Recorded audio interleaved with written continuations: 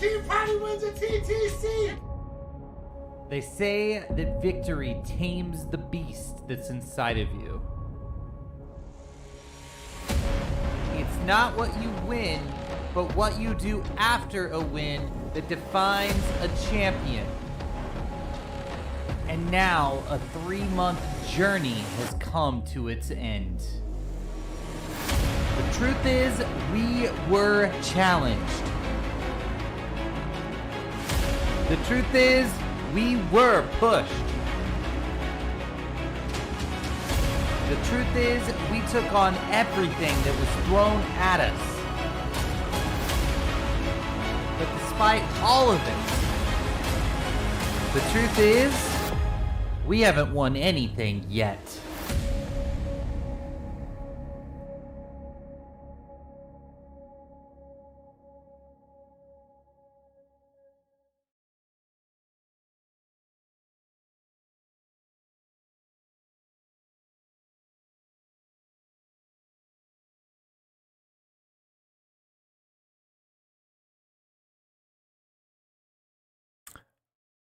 What is going on, everybody? Happy Tuesday.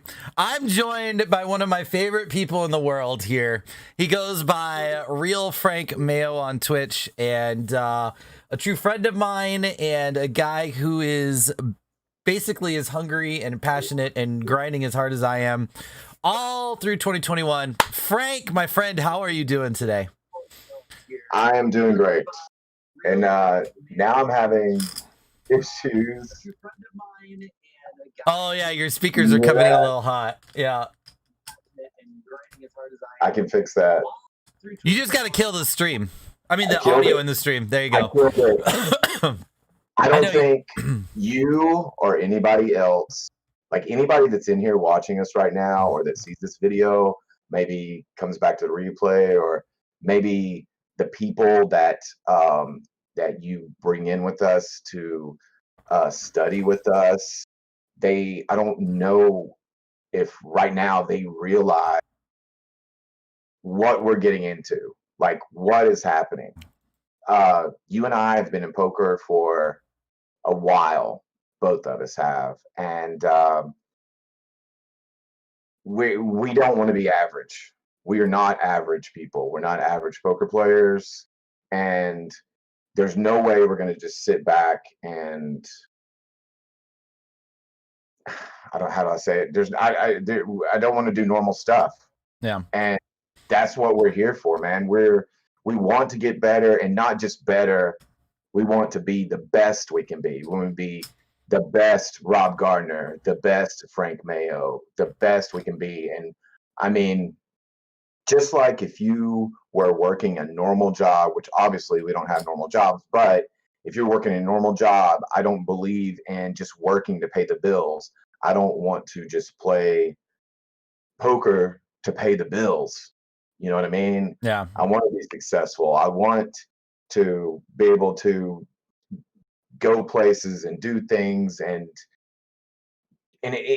actually money is not even a motivational factor for me, which is kind of crazy to say right now because I do have a lot of bills and whatnot, but I just love the game.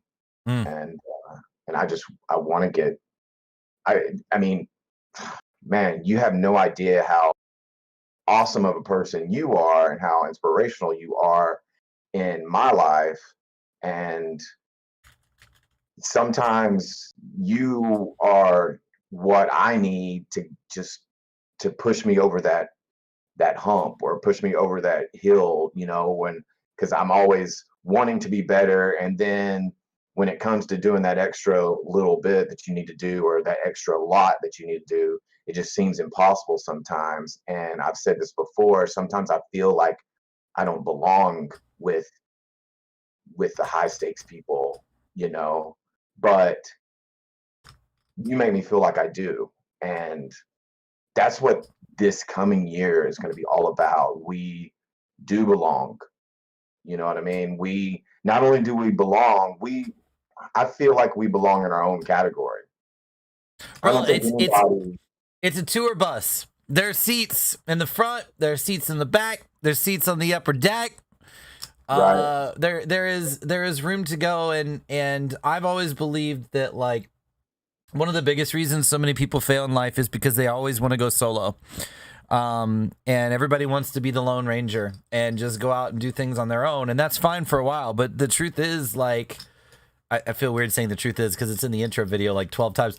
The bottom line is that we perform better on and off the fault when we do things in groups and we do things collectively and we work together because we're all facing the same struggles. Life is friggin' hard, and if we're going to be the best version of ourselves, we need those people that can watch for our blind spots and get each other's backs, and just the motivation that comes from being in a group of people that are like-minded and have the same goals. And so I'm pumped. Right. I'm pumped to be surrounded by people who are passionate to reach their poker and life goals in 2021, who are motivated to be elite poker players and to really go. And yeah, I want to get better too.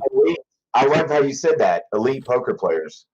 Yeah. I mean, that's what that's our goal, or that's one of our goals, is to be elite poker players. 100%. 100%.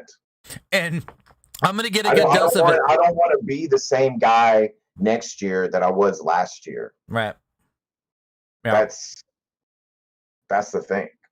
So I'm going to get a good dose of getting better right now because we are going to dig into this deep run I had last night. That I think I played really well up until the final table. And then I definitely think I made some mistakes at the final table. So this tournament hand history is 430 hands, and I got about 2 hours to work with here. So I think what we'll do is we'll kind of run through a little bit of the early and just check some ranges and stuff and talk a little bit about an early game with you. And then we'll run through a little bit of the mid, and then we'll kind of really hone in and focus on the final table. And just so you guys know, Frank has been playing for what, 20 some years now? 20? 17. Yeah. 17 years. He's been playing for a very long time. Of experience, and I mean, and you're coming from you've been a professional cash player for a majority of that time, so your deep stacked game is like really, really dialed in.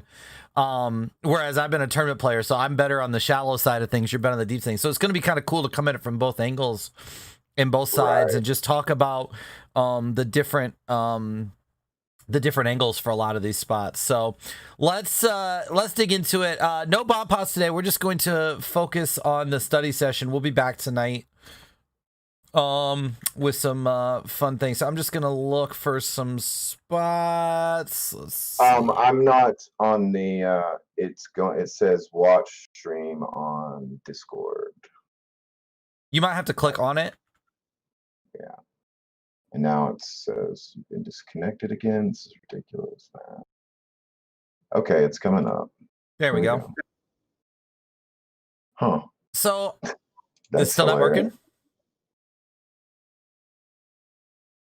Don't know why it keeps doing that. Worst case, you can watch it on the Twitch stream, and we'll just wait for the delay to come through. It's like a 6-second delay. All right. I hate to do that. Let's see. I'm going to click on you. Let's see what happens. Sorry. You're good. It's frustrating. Wow. I'm going to look this spot up. So I've got Range Trainer Pro. Okay. And I'm bringing up Twitch. That'll work. So we're going to be... As long as you're still getting... Are you still getting... yeah, I've got everything. Yep, you're good. So we've got a spot here while you pull that up. This is small blinds, 80 effective versus low jack. So we're gonna be looking up a lot of these spots and just basically spot checking in these early spots to see how close we are, see if we're making any mistakes. Obviously, one of the challenges is gonna be like we're gonna see some things that like theory. I can turn HUD stats on if that's relevant. We can definitely do that. Yep. Yes. And let me. As long as if you're using a HUD stats during your play. Yeah, I'm not using them as much right now as I normally do because when I switched machines, I intentionally didn't import my database. I wanted to start fresh and get fresh stats on people, so I didn't have like 3-year-old stats. Let's see. Let's say, how do I save layout? Is it here? I don't use HUD stats that often at all. I don't know how to save that layout. Obviously not live. But... All right, so we're gonna look up a lot of these spots here in the early going and just kind of walk through spots. Can you see it now, Frank? Are you good? Yes. Yeah. I mean, I can see it. I'm just on a little bit of a delay. Right. Yeah, it's gonna be like 6 seconds. So, what are you doing in this spot with Ace 10? Or actually, no, don't tell me what you're doing Ace 10. Like, what's your range here? Like, when you're in this spot and you're like 80 plus big blinds deep. From a cash game perspective, how loose or tight are you playing, and how dependent is it on like how weak your opponents are? Okay, so when I'm playing cash, it has a lot to do like villain, and their stack size. I mean, we have a similar stack size, pretty big stack size. Well, actually, 84 bigs in cash is not. Not deep, yeah. Not really deep. So, I mean, it really does depend on the villain. It depends on if they're a whale or not. They are still relatively early coming in here. So, I'm gonna be honest, I don't like Ace 10 offsuit. I'm more likely to play a hand where, I mean, we do have a blocker with the ace. That's one thing, but we're just dominated a lot of times with that hand, and so I'm not. This is not right. Go ahead. What's going on? I'm just noticing. I'm not on the right range here. This is 80 button cutoff hijack MP2. Okay, that looks much better. Yeah, so I'll pull this up here. Like, you're spot on. Like, if we look at the range here in Range Trainer Pro, it's really tight, especially on the offsuit. And I'm finding this a lot, like deep stacked, especially out of position. Like, we almost have no offsuits. It's like Ace 10 off is like a 20% call. Ace Jack off is a pure peel. But it's literally like Ace Jack off, Ace Queen off, King Queen off, Ace King off, and that's it. And like very, very even tight on the suited side. And this is a spot. It's not a hand I like at all. It's a very. They used to call it when I remember when I first started playing. My friend used to call it a trap hand. I don't know if they still use that lingo, right? But it's just a hand that's going to get you into a lot of trouble. So here on the button now, we've got 80 big blinds versus a middle position open. Now we're in position and we're suited. So talk to me about like how the perspective from cash like changes for you here. The thing about it is, once again, it does depend on the player in cash. Okay. If I am playing this, I'm definitely 3-betting. I'm not. Some people like to call right here because they want to call and see if they flop diamonds or flop big or whatever. But I like to 3-bet and get the blinds out of there, and I kind of take like nut advantage, I guess you could say. I think that's the words I'm looking for here from the other player. But I really like Ace 5 suited a lot more than Ace 6 suited. But right, if I'm playing it, I'm usually 3-betting. So here's the range in RTP. This is a kind of mixed frequency. Like all of these suited aces, like the Ace 9, Ace 8, Ace 7, Ace 6, Ace 5, Ace 4. Are all kind of like mixed frequency GTO flat versus raises. I know from like working with Ryan, like his reasoning here on a tournament perspective is just going to make this a pure peel in situationally. So instead of like having just like a random like 50% of the time, you're rolling the dice or you're looking at the seconds hand on your watch or you're using suits to randomize, like the situation here from a tournament perspective is going to be what is the small blind and the big blind? And so, like, let's just say Hins here was a really weak player and the blinds were really good players. We're going to be raising here to isolate a ton. And a lot of these like mixed frequency raises, we're going to raise pure raises because we want to get the good players out and we want to isolate the bad player. If we're in a situation where we think that the players are random or like we're not worried about, like we don't have a read on the early opener here, this is going to be a pure peel, because what essentially happens is even though our equity goes down when we end up in a multi-way pot, our implied odds go up. And implied odds have a little bit of a different nature in tournaments versus cash, because in cash, like implied odds matter, but you're playing purely your implied odds straight for a payout right there. Like if you win a $300 pot, you just win that and that's your money. Implied odds are different in tournaments because those chips lead to future like deep runs, which lead to bigger scores. Like the ICM value is different. So like here, like I know this is just going to be a pure peel. Talk to me about this spot. What do you, especially if the blinds are, if they're fish, like if they're not good, I mean, you want to keep them in. And right. Yeah, exactly. So here we have bottom pair, multi-way pot. Like from a cash perspective, what are you doing here? I'm betting. I mean, I'm not. I know we're three-way or whatever, but I'm honestly, I think about equity. So yeah.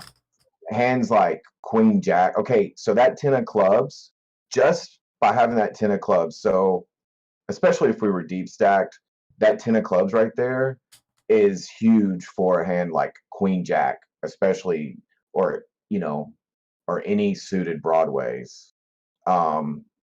It's a backdoor. It gives you so much equity right there.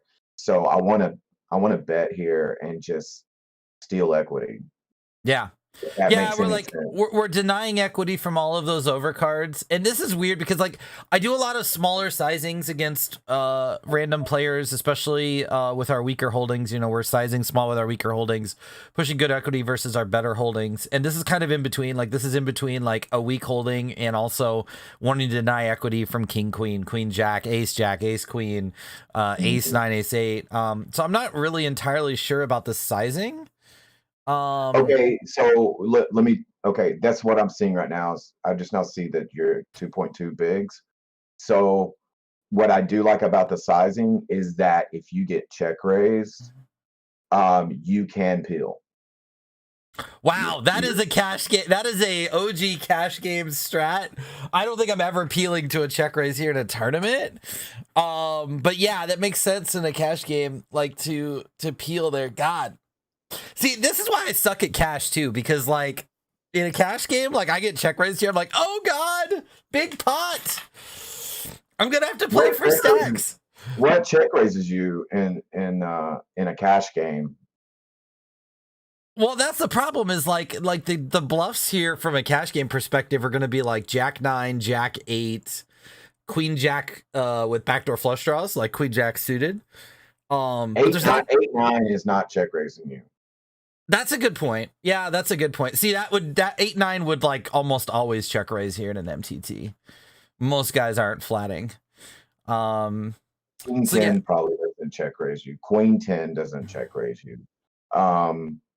Those guys are probably. I mean, they're honestly they're probably donk betting the Queen 10. They're probably not check raising. Right, to protect their range. Yeah, and protect their equity. Yeah, this is a horrible card. We're just shutting down at this point. Now, when he checks back on turn and river, like low stakes, I'm not turning this hand into a bluff. One, I just don't think that we're playing enough players that are capable of making a good fold. But there's some merit. If we check the turn and bet the river, he's calling with a 10 or a 7. Right. And he basically had the 10-9, so I'm gonna check this spot real quick and make sure that I don't think this is a peel. I'm pretty sure this is a fold. The only difference you could have played that ace 6 hand was to fire the turn like probably like a pot-sized bet on the turn, and he Right. probably fold. I'm just guessing, maybe And not. yeah, this is a fold. It's one of those things where like a lot of those bets don't work, and I know they don't work because I'm betting pot there with value and just getting called off by like second and third pair. Oh wow. Okay. People just Yeah. at No, these that's good. stakes. That's good to know. That's good info to know. This feels too loose. Let's look this spot up. So this is a open from button cutoff hijack MP. So open from MP. We're in MP2 and we're 80 effective. I feel like this is close to me. Are you peeling this or three betting this? I know this could be a three bet a percentage of the time too. Hold on, I'm looking right now. Hold on. I'm just now seeing the queen 10 of diamonds. Yeah.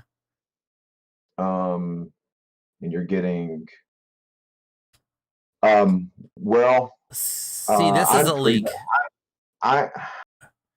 Okay, so I would rather three bet there. If I had ace 10 of diamonds, I would more likely to peel than with queen 10 of diamonds. I would either just raise or fold, and that might be a leak for me. No, you're spot on. You're check out this range.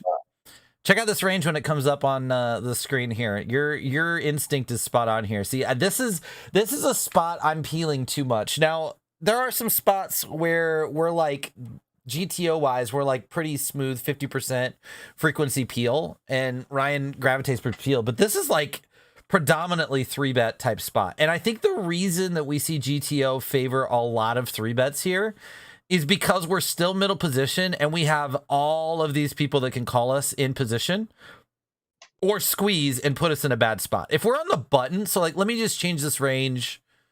Let me swap from, this is 80 big blinds, MP2 versus MP. Let me switch to the button, and I bet you're going to see a lot more peels because we don't have to worry about being, yeah, so look, I switch here. You'll see it in a second.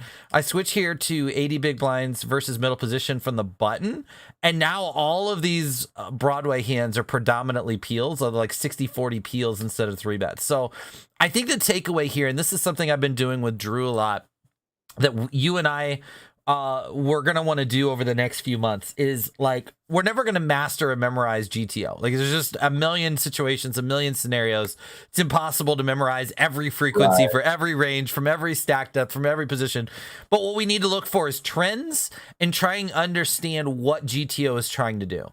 And in this spot, what we see, if we're in the button here, we can peel a lot because we can't be out of position. We call for the button, the blinds come along, we're always in the best position. But when we rotate around to being in middle position here, now we're in a spot where we really need to deter these guys behind us from either calling and being in position against us or squeezing and putting us in an awkward spot. And so as we move to earlier position here, we want to have a predominantly three bet strategy here to deter these guys from coming in for cheap. So yeah, your instinct's right on. This should not be a peel. This should be a three bet. And I got to get used to this, like queen 10 suited, queen jack suited, king queen suited, queen, like all of these suited Broadways. I'm not used to three betting. I'm doing way too much peeling here. And it just puts us in an awkward spot. Exactly. So see, like you peel right there, and then the small blind raises, and then we just have to get out of the way. You have to get out of the way, or four bet. You're right. I mean, yeah. I mean, and the thing about it is a four bet would if it did go down like that, I think a four bet would be perfectly fine.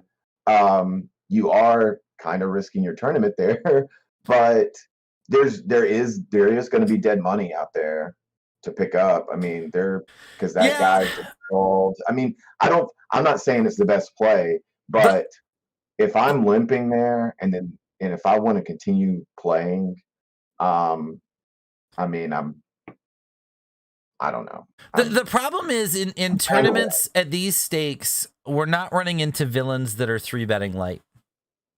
So most villains at these stakes, their three bet percentage is around 5 to 6%. Which if I pull that up in let me just pull up Stove here.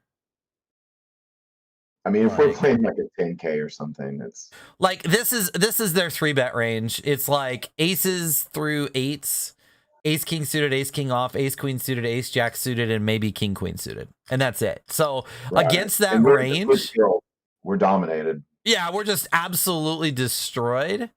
And they're just never when we turn a hand like queen 10 suited into a bluff, they're just never folding.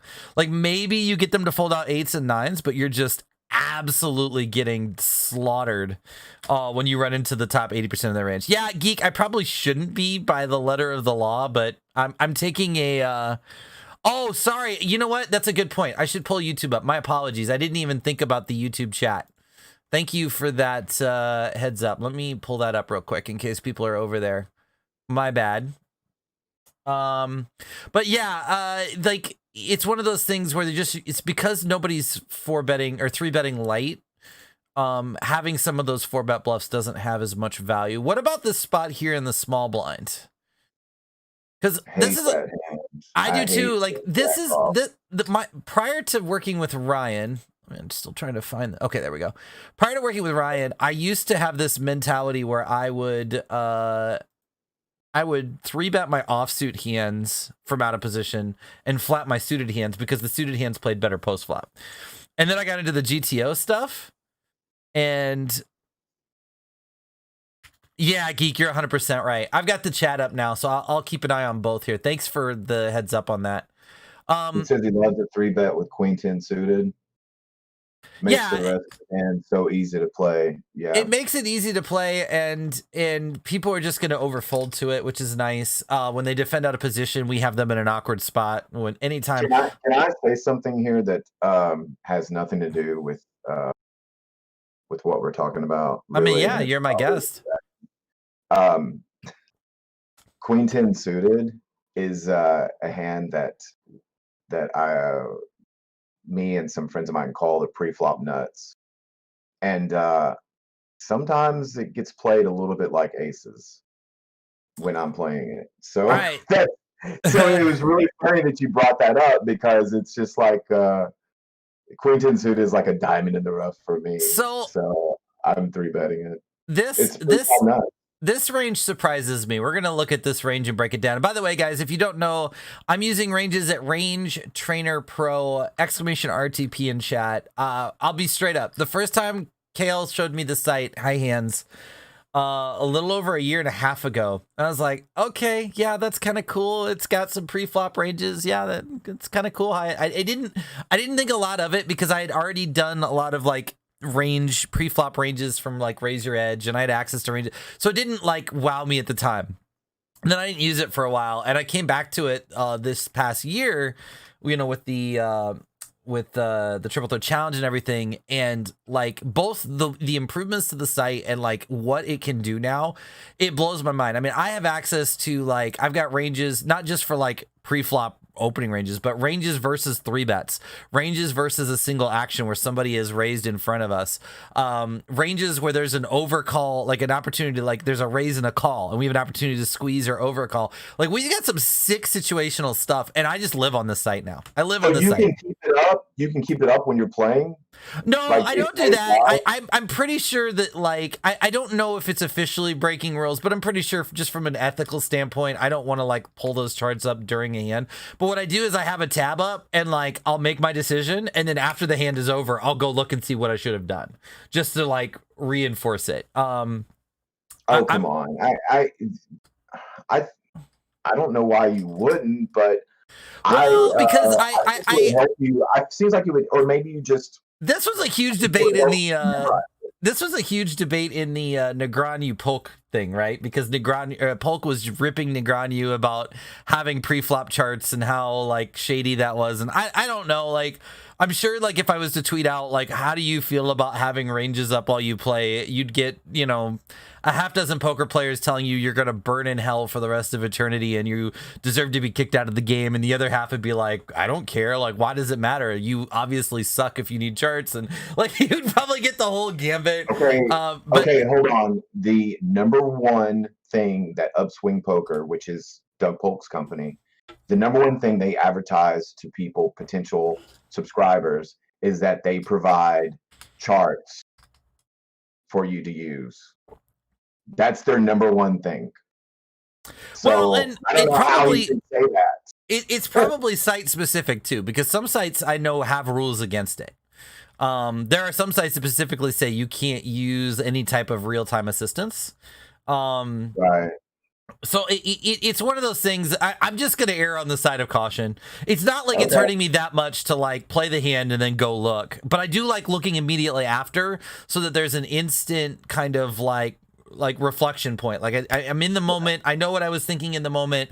Here's how I need to shift what my in-game thought process is versus coming back and studying it the next day where I might not necessarily remember what I was thinking in the moment.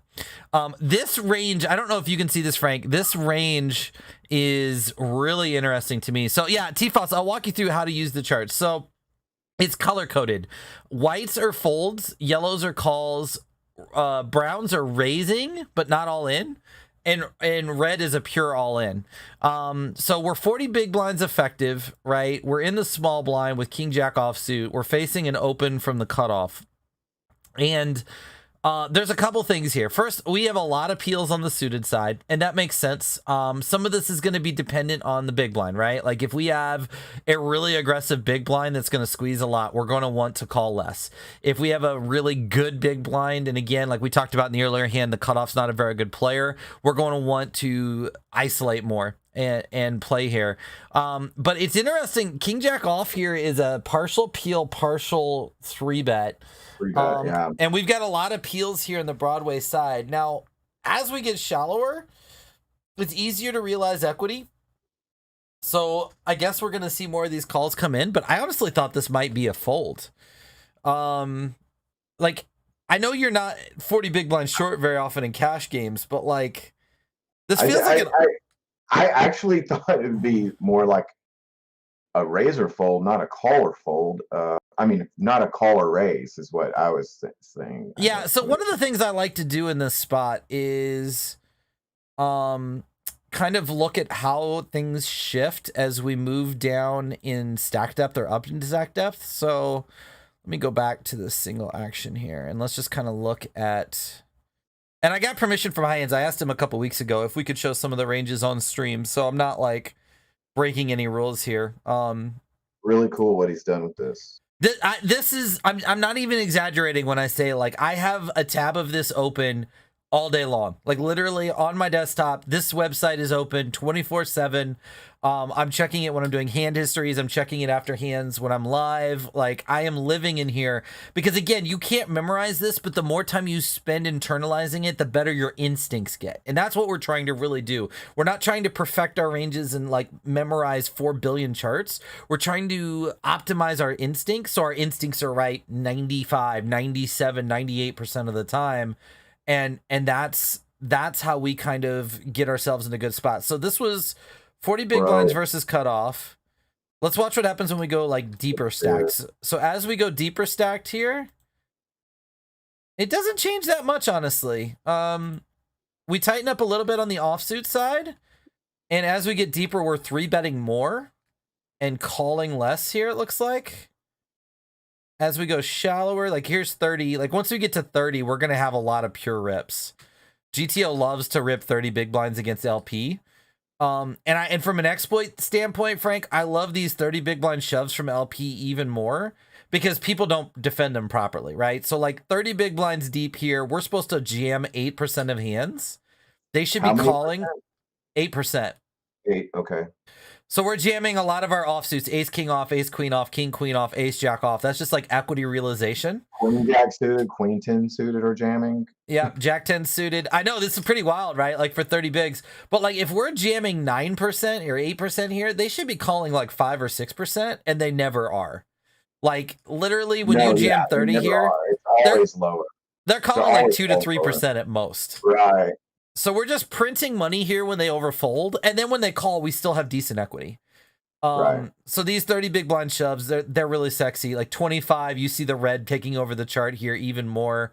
We go to 20, it's almost pure red. Like there's no 3-bets. It's just straight up rip city. I like that. I mean, but I think one of the takeaways from here is like regardless of depth, this small blind range like really includes all of the broadways. So this is like one simple takeaway from this, like from the small blind versus like late position, like cutoff. We have to get 80 big blinds deep before we start folding king 10, queen 10, jack 10.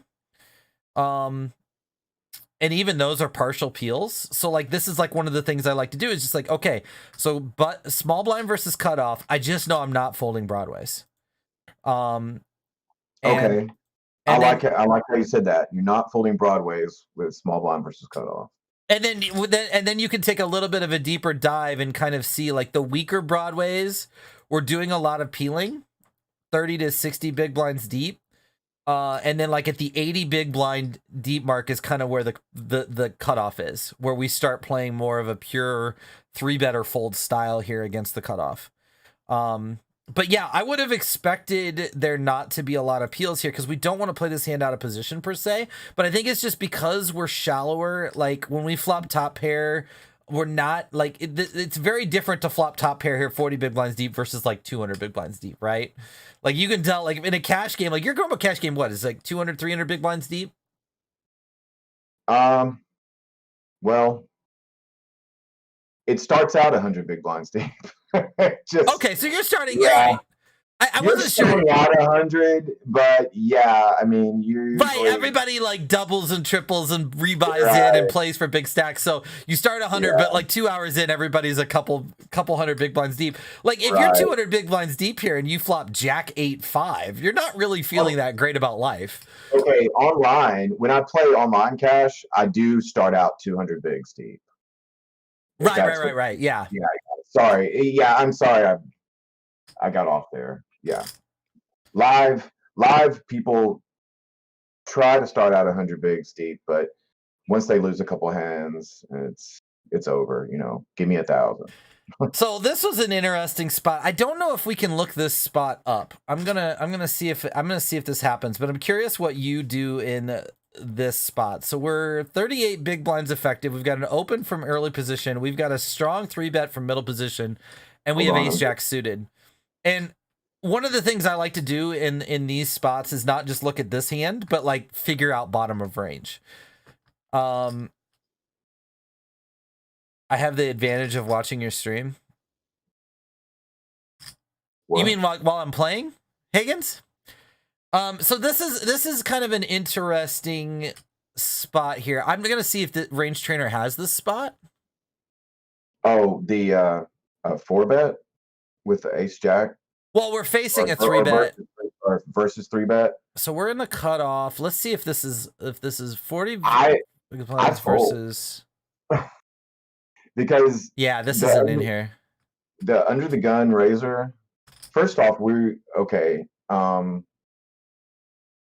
I mean, what do we beat? Honestly, and yeah, I think we would have to see like a really like crazy aggressive player here. The under the gun player a lot of the times is, I mean, yes, people do raise with 10-9 suited and 7-8 suited and stuff like that. I mean, it's not like it used to be. People are playing more hands, but I mean, what are we really beating? I mean, we're looking to try and fold out one of these players and get heads up. Yeah, I think it's just a fold. Yeah, I mean, I'm folding because the only way I'm playing it is sticking in my whole stack. All right. I mean, I really don't think that. I mean, unless we're just trying to call, but I think if we call, then the under the gun player is probably going to squeeze. I mean, but once again, if we're talking about people that are playing like $10 tournaments, like you said, the 3-better range is ace king, ace queen, kings, aces, stuff like that. So I think my PT4 just locked up. Hold on a second. I was going to try and take us to the final table here, and I think it's hosed. So I'm going to have to restart that really quick. Apologies. That's fine. There is a spot with the spot we talked about earlier. I do want to look that up because I'm very interested. Yeah, Don't ask I me want to why. get I'm into very this interested FT in and that really dig spot. into it because I think I made a butt ton of mistakes at this FT. And I want to kind of look at. Let me I what want to the see. stat says. There's a chart for every position, every stack depth. Um, Well, and we probably need to run it through ICMizer too. All right, so let's see. Since state overview by tournament. Pull this back up again. Sorry guys, I'm not sure. I must have moved the hands too fast, and it just was like I can't deal. All right. I love it. It's... I love what we're doing. I love the. I'm learning. Holy crap! Like I just straight up fold king jack off in the small And that's blind. the thing. This is just getting the repetition and just doing this over and over and over again. And this is why I'm so committed to this. This is why I'm going to be spending a lot of time just digging in with. Okay, yeah, I think this is final table. So let's come back a bit. Digging in with people that want to grow and learn and study, because there's just so much to be had from. Okay, now we're all right. So this is final table. I gotta move my Cool. HUD stuff around here. So let's dig into this, because I know, Frank, like this is like an area like playing shorter stacked, like you're wanting to grow in a lot as a cash player.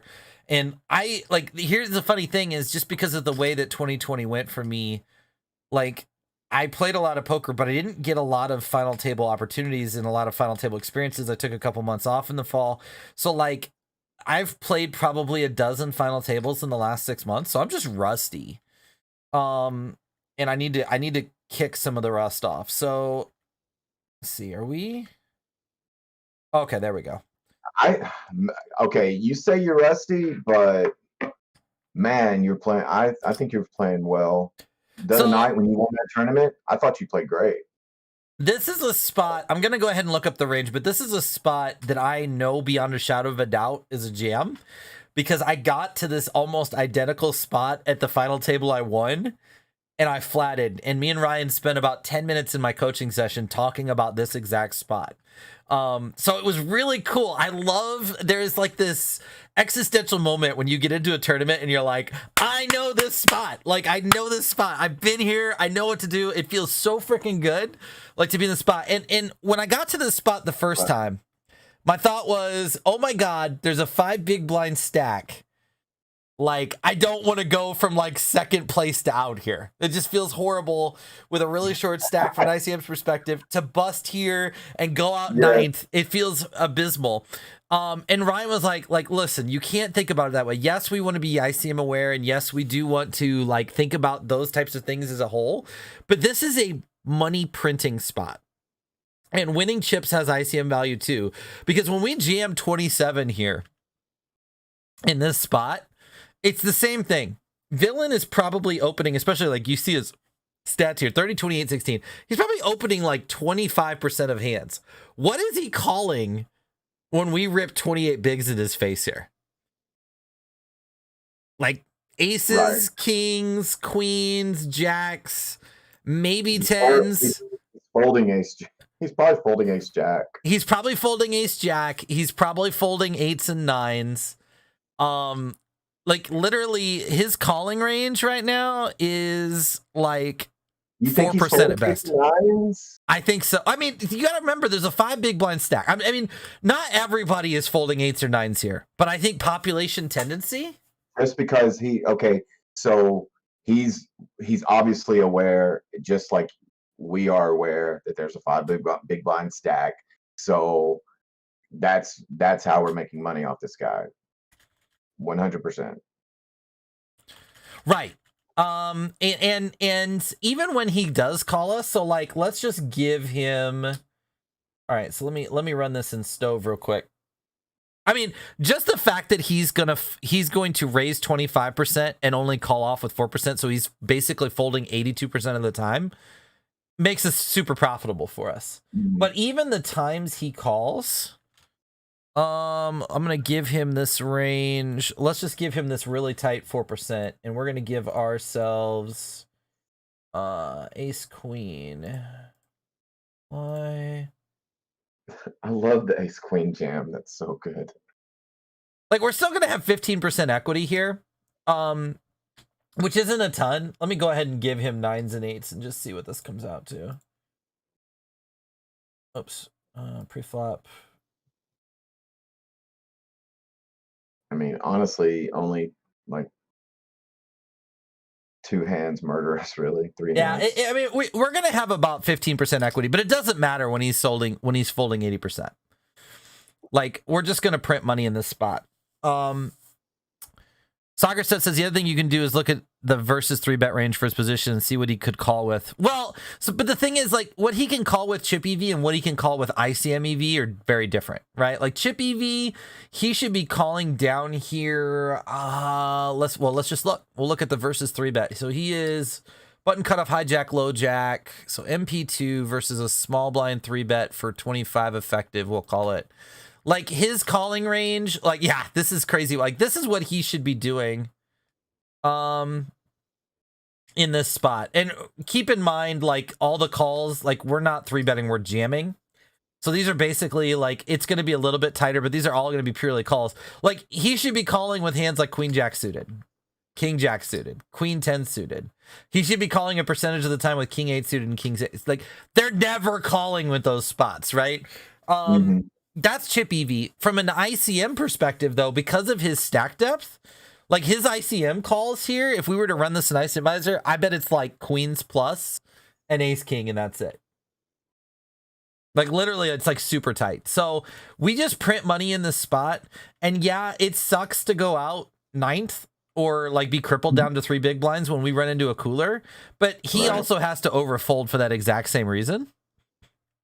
Yeah, you're right, Soccer Stud. He's not calling anywhere near that range. And so we just print. So that was a really cool spot. I agree, too. That's why I thought it was a genius. I love the shove. I love the shove right there. I don't know.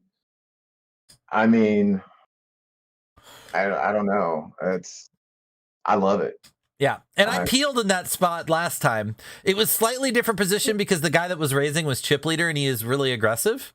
And I was just like, I didn't know what to do because I was afraid if we 3-bet, he would 4-bet us. And it was just a pure shove spot. This is a pretty straightforward spot here. We get kings, we 3-bet. And what's cool about this, too, is the synergy of the last hand. So this guy just saw us jam 28 bigs. And the very next hand, we get kings. And he's like, I don't believe you. Nice. And then we get the ace 10 rip. So, like, those hands played together really well. And then obviously the heater was engaged at this point. We get queens the very next hand. That's so awesome. So we got out to a really good start here. And this is final table. Oh my God, what a perfect storm. Yeah. I'm kind of disappointed we didn't ship it. So what are you doing here with the pocket 5s? Hold on, let it come up. 10-4, King 5, Jack 7, Queen 5. Okay, pocket 5s. I mean,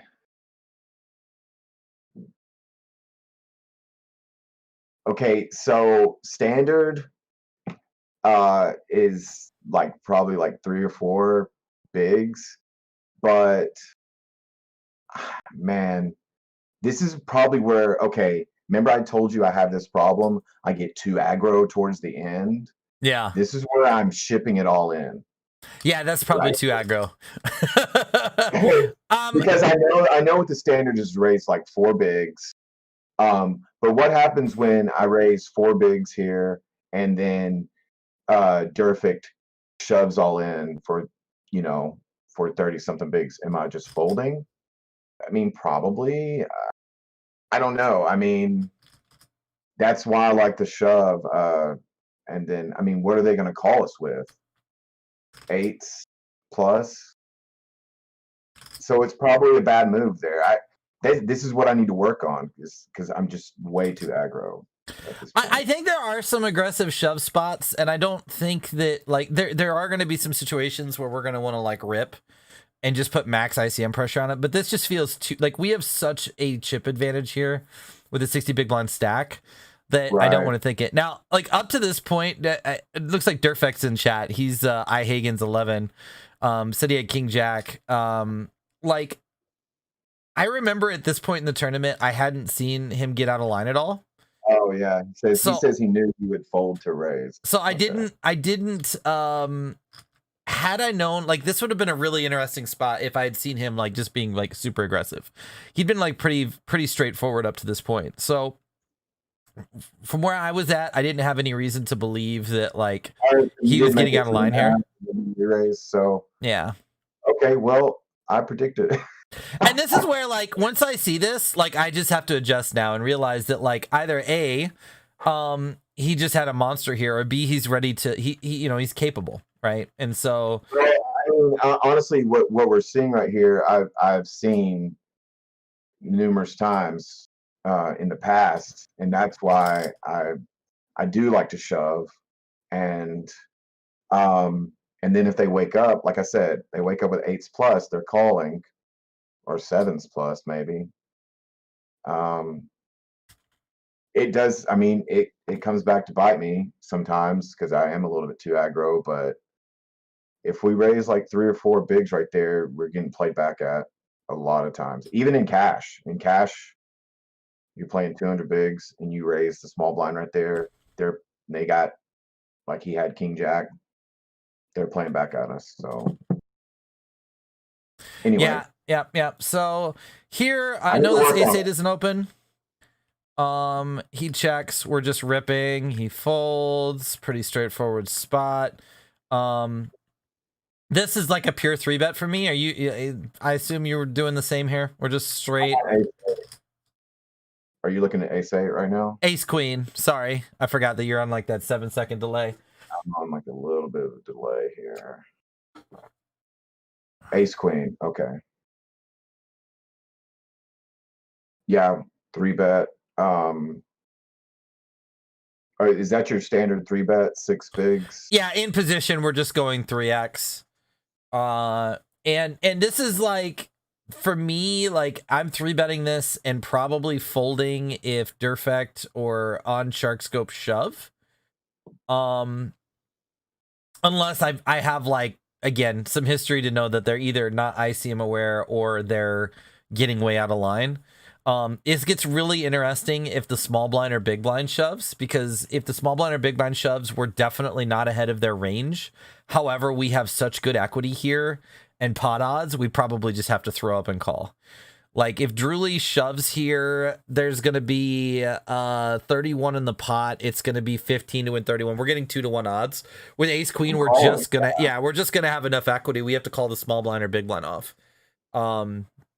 We don't like it, but it's just that we're never folding when we're getting 2-to-1. So, but this is like, honestly, like, this is a spot we probably should be 3-betting really wide. Because again, Shark Scope has to fold so much in this spot, right? And he can't really peel. Like, this is not a stack depth where he should be calling us out of position. Like, he basically has to 4-bet or fold. And even if he's only opening like 12% here, he's still going to be folding 75% of the time. And we're just going to print money in this spot. Yeah. I mean, I like raising a little bit more. And well, in cash games you do, right? Like, in cash games, it's standard to go like 4 or even 5x in position. Well, the only reason I say that is because Shark Scope, well, he ends up folding. I think we allow Shark Scope to play it perfectly, and I mean, really, it's only what, 4 more big blinds to call, and then they could check raise us. And I mean, we're not playing against seasoned pros here, so this might be one of the first big mistakes I think I make at this table. And I want to look this spot up. This is a really interesting spot because where's what, just by smooth calling? Yeah, like, I mean, we don't have, so this is kind of a weird range for me because we don't have set mining odds, but at the same time we have 9s are strong enough that we don't need set mining odds. If Durfect flats behind, then we're like pretty happy about having 9s here and being able to set mine against him. Well, here's the problem by just calling right here. If you just call, so you're basically, and we do end up just heads up with Einstein or whoever that is, Einstein. Um, we're almost never folding the flop. I mean, the only holdings if some overcards come out and they get it in, and even then they could be just bluffing us. They could have queen high and the board could be king high, and we're just, I don't know. What do you think? You think we should raise here? I think or we should raise and happily call off Einstein. I think in game I was like, oh man, if I raise and he 4-bets, we have to call him off. And I think we should. I think this is a spot where I'm too tight, and I'm like, we should be excited to call Einstein off here with nines. Yeah, because if we just smooth call, I mean, we're gonna call it. We're probably gonna end up calling off anyways. If they got tens and the board comes 8 high, we're still, because here's the thing, like this is where I get my head warped. Like if let's just say Durfect had 10 bigs here, we're shoving all day here. We're not even hesitating, right? Like if Durfect has 10 bigs, we just rip it in here, and we feel great about it. And there's really no difference between ripping nines here and 3-betting to like 6 or 7 bigs and calling when Einstein shoves. It feels different because when he shoves over the top, it's like, oh, gross. But like, it's effectively the same thing because we can't fold the nines. We're going to get called a percentage of the time. He's going to 4-bet us a percentage of the time. Those percentages are not different. He's not 4-betting us more because we 3-bet. Versus when we rip and he just calls us off. So the only reason we're 3-bet calling off instead of 4-bet shoving is because Durfect has 35 big blinds effective, and we don't want to rip here and then run into queens from Durfect and just dump 2/3 of our stack. So this should be like, if we look at like just versus 20 big blinds effective in this spot. Wait a minute, this is not the right one. This is button versus hijack. So hold on a second. Single action, button versus hijack. 25. so glad you brought this spot up. So yeah, like we can just look here and like look at all the pure jams. All the pocket pairs down to 3s have a frequency of jams. Ace 5 suited, Ace 4 suited, Ace 3 suited has a frequency of jams. All of the offsuit, Ace King Queen Jack. No, we can't geek because that jamming is correct or no? Or well, no. So and I'm not saying jamming is correct. I'm saying that jamming would be correct if we were 18 effective, like if all these guys were 18 or less. But what I'm saying is if it's a jam 18 or less, it's a 3-bet call off when he gets out of the pot. When we 3-bet to 5 or 6 here and he jams, we're just still calling off, and that's a good spot. Do it with Durfect stack. With 35 bigs. So Geek asks, can you small 3-bet to Durfect and throw out a 4-bet you can fold for relatively cheap? We can't, because if we go to 5 here, there's going to be 7 in the pot. He jams for 15 more, and it's going to be basically do the math right on this. It's going to be 15 to win 37. And we just can't, like, we have enough equity there. Right. We can call, like, we just can't ever fold. Like, it would be hemorrhaging chips to fold to the 4-bet, even exploitatively. Like, even if his range is like ace, queen, king, ace, queen, jacks plus, like, we have too much equity at that point to fold. So if we go 30, we can't do 35. We can do 30 and 40 and kind of look at the two. So here's 30. And nines are still getting in to an extent. And, like, once we get to 40, like, it's going to change. Yeah, 40's not going to have any jams. So I don't think we're jamming here specifically. And I don't know that we just ever need to jam. Oh, you're saying if Durfect 4-bets? Yeah, like if Durfect 4-bets, we're definitely going to have some folds here. We're 100% going to have some folds with Durfect. Yeah, okay, I'm just saying. If Durfect shoves, I think, I mean, and we put, let's say we raised to 6 bigs, right? And then Durfect shoves. I think it's an easy fold, in my opinion. I don't know what the math is on that. Yeah, I mean, at that point, like having seen the 3-bet blind versus blind, like once I see 2 of those moves, I'm like, okay, at this point, I'm gonna put him in the plausibly aggressive category, right? like the spidey senses are definitely going to start going off. Not that he's like playing reckless or like opening, but like for him to like have two spots where he has to be ICM tight in one orbit, and he's not, like, now I'm starting to open his ranges up. But yeah, I think this just needs to be a 3-bet call off Einstein. Anytime like this is like 18 effective, we would jam. We're basically jamming by 3-betting here. And we're just giving ourselves an out if Durfex squeezes, but we're never folding to Old Man, we're never folding to Einstein. And this is fine because, again, because it's a jam, it's a profitable jam, it's a profitable 3-bet call off. It's no different. And the only difference is that when we 3-bet call off, we're putting all the pressure on him versus when we get to this flop, we're just putting ourselves in an awkward spot. Yeah, okay, I want to see the flop. So what happens on the flop here? I want to see how you played it, because I mean, let's say we just call and we see the flop, king 3, and the small bet there. I mean, wow. This is on the cusp for me. So like if I have a hand like 5s or 6s here, I'm raising for equity denial. 9s are right on the brink for me. Like 10s plus, I'm peeling here 100% of the time. I don't feel like those hands are too strong to me to turn into like bluffs or semi bluffs against his range, and just knowing how wide he can stab here and how much like random ace X he's gonna have. This is a call. This is really close. This is a call because I mean, if we have a king and we're really raising right here, I mean, yeah, if we had a king, we would call. I feel like eights and lower are like a pure raise for me. 10s plus are a pure call for me, and this was on the cusp. Because, and I think the only reason this would potentially be a raise is like it depends on what like his last ace is. Like, is the bottom of his opening range here ace 10? You're raising. The only reason you're raising is to deny equity. 100%. Yeah, this is never a bluff. This is just like we're never getting 10s or jacks or queens to fold here. This is purely to prevent ace jack, ace queen, type hands from getting there. And so the lower our pocket pair, the more we need to do that.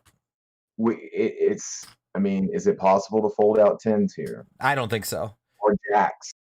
Like, I don't think so. I mean, we would have to raise big. I think 10s and jacks are going to call 1. So if you really want to fold out 10s or jacks, you're probably going to have to double barrel, and you're probably going to be in some awkward spots when like an ace hits the turn, because that's a really bad card for queens and jacks, but it's also a really bad card for us. I elected to flat here, but I think it's close. I could definitely just like, I see the merit for raising 9s here.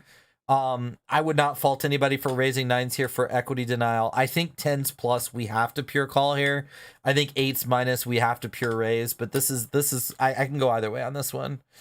And then like this card sucks because like I hate when the turn card like reps stronger than our hand actually is.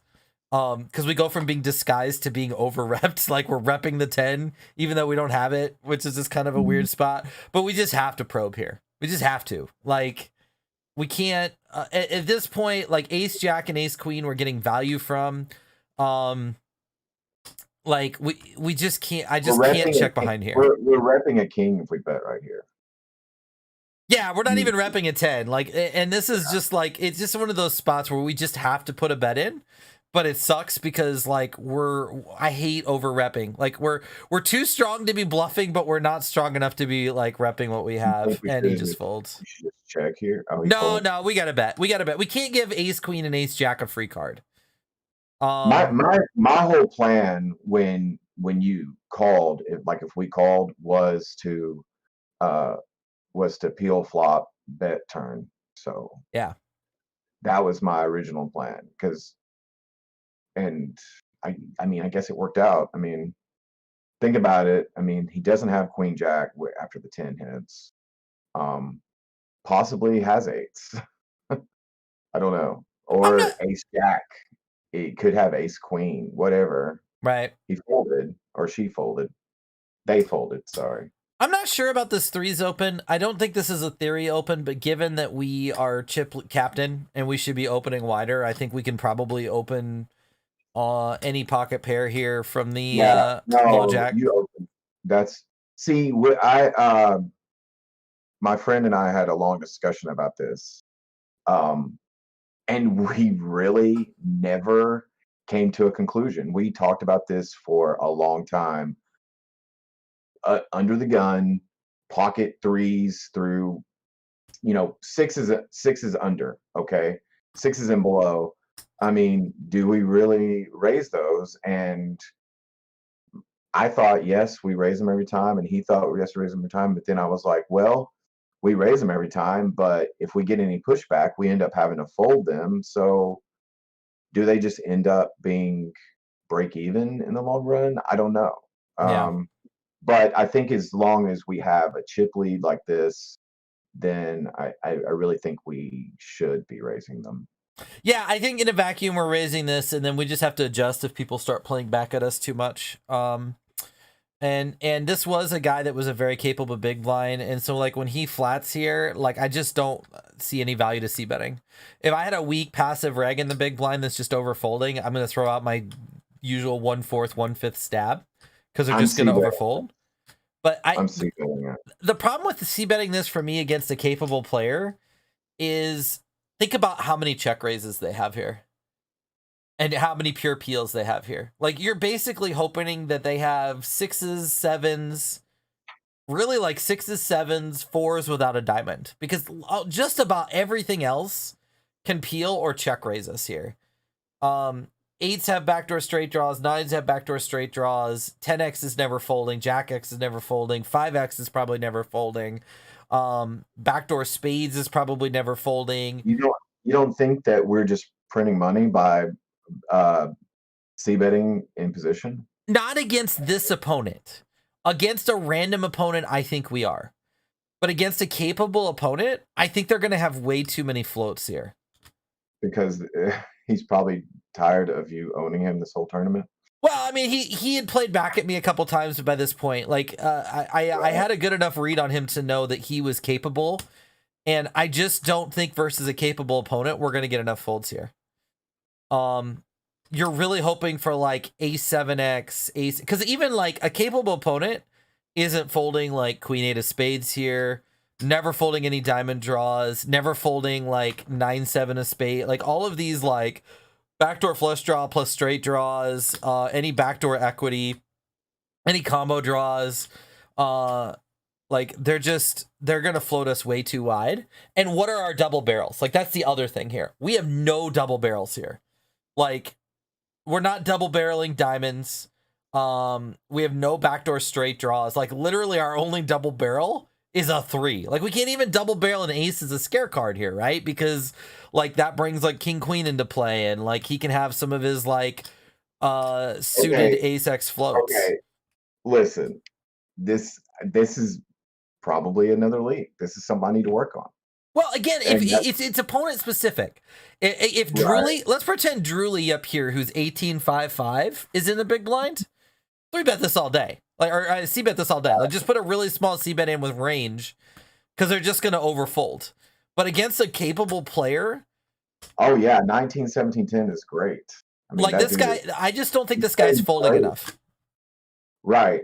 But still, I think that that shows he's a capable player, and that was my discussion. It's like, if we're just, I mean, not like most of the time, the board's going to come out like this, and we're gonna be behind all the time with pocket threes.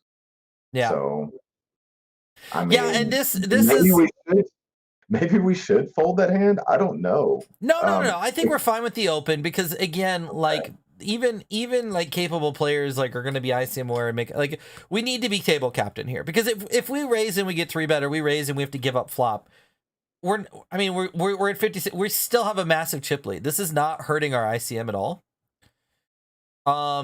Right, yeah, Higgins has got it. You might only think he might fold out as 8. He's going to have a few folds, but it's not going to be enough to be profitable. And this is where I started getting in trouble with this guy because I knew that he was just probing me on principle. And I got myself caught as we get deeper into this tournament because I knew these probes were coming, and it was one of those spots where I couldn't balance my range because I kept just bricking flops. And didn't have a response for him. This is too shallow. We should be going 4 bigs here, but that's fine. He limps. We raise. Take it down. That's fine. So again, we're just being really aggressive here. Like, I'm fine with this 10-8 open. Just putting a pressure on. We open the 5-6 here. We get ripped. No worries. Yeah, I agree. I think he folds out, or they fold out ace highs on the flop. We felt pretty good at this point because we were really putting pressure on the table.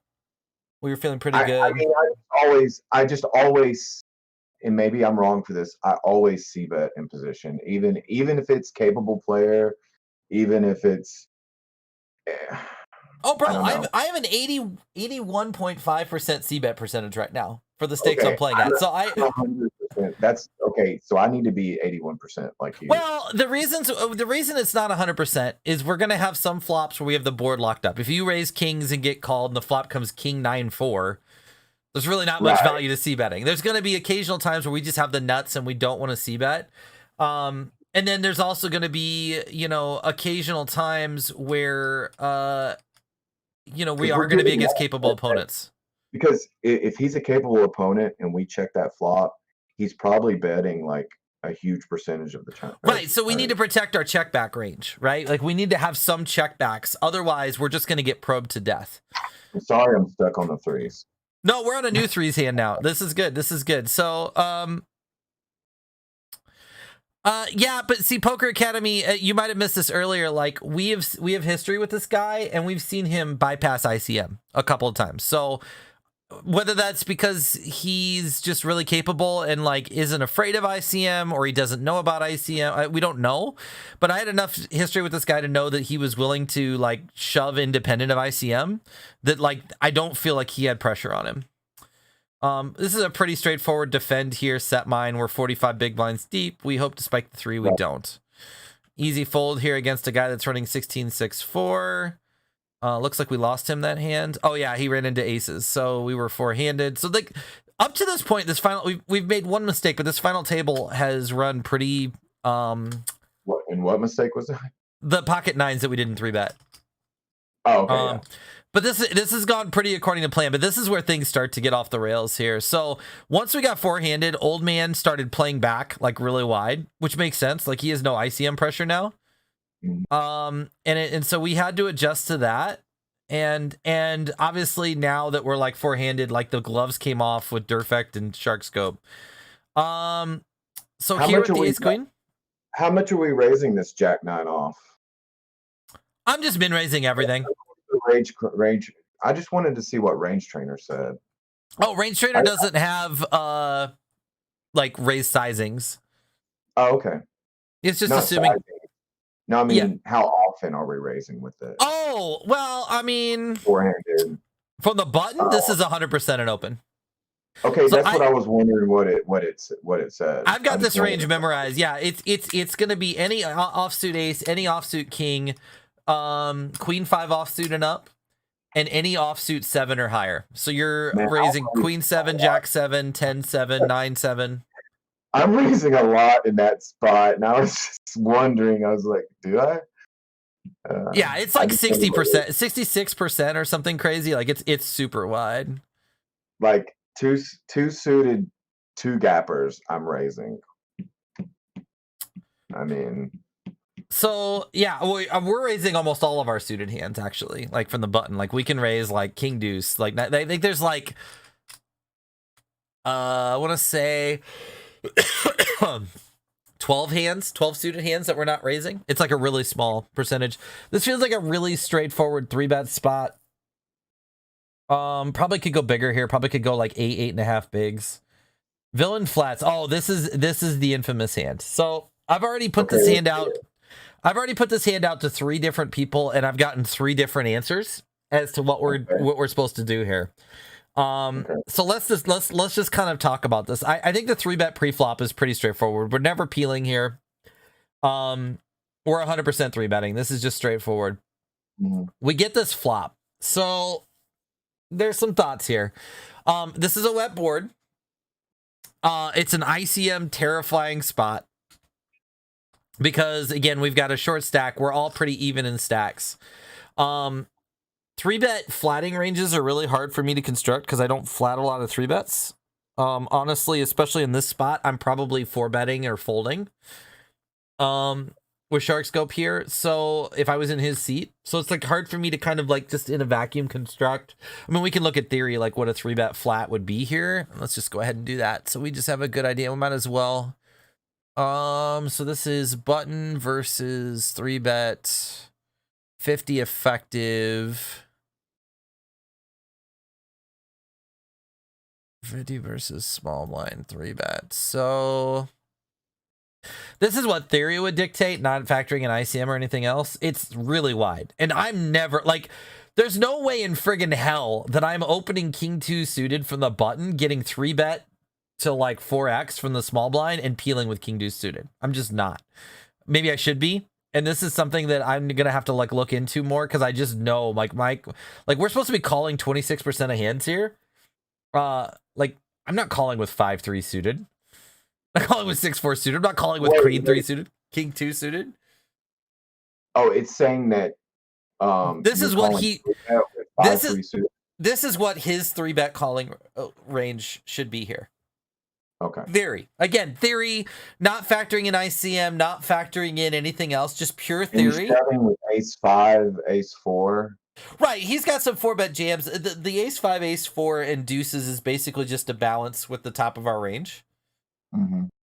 Notice that aces are a pure call here. I know.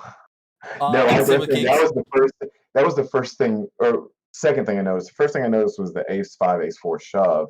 And then the second thing I noticed was the aces are calling. So I don't think Villain is calling this wide. If Villain was calling this wide, this would be a fist pump c-bet.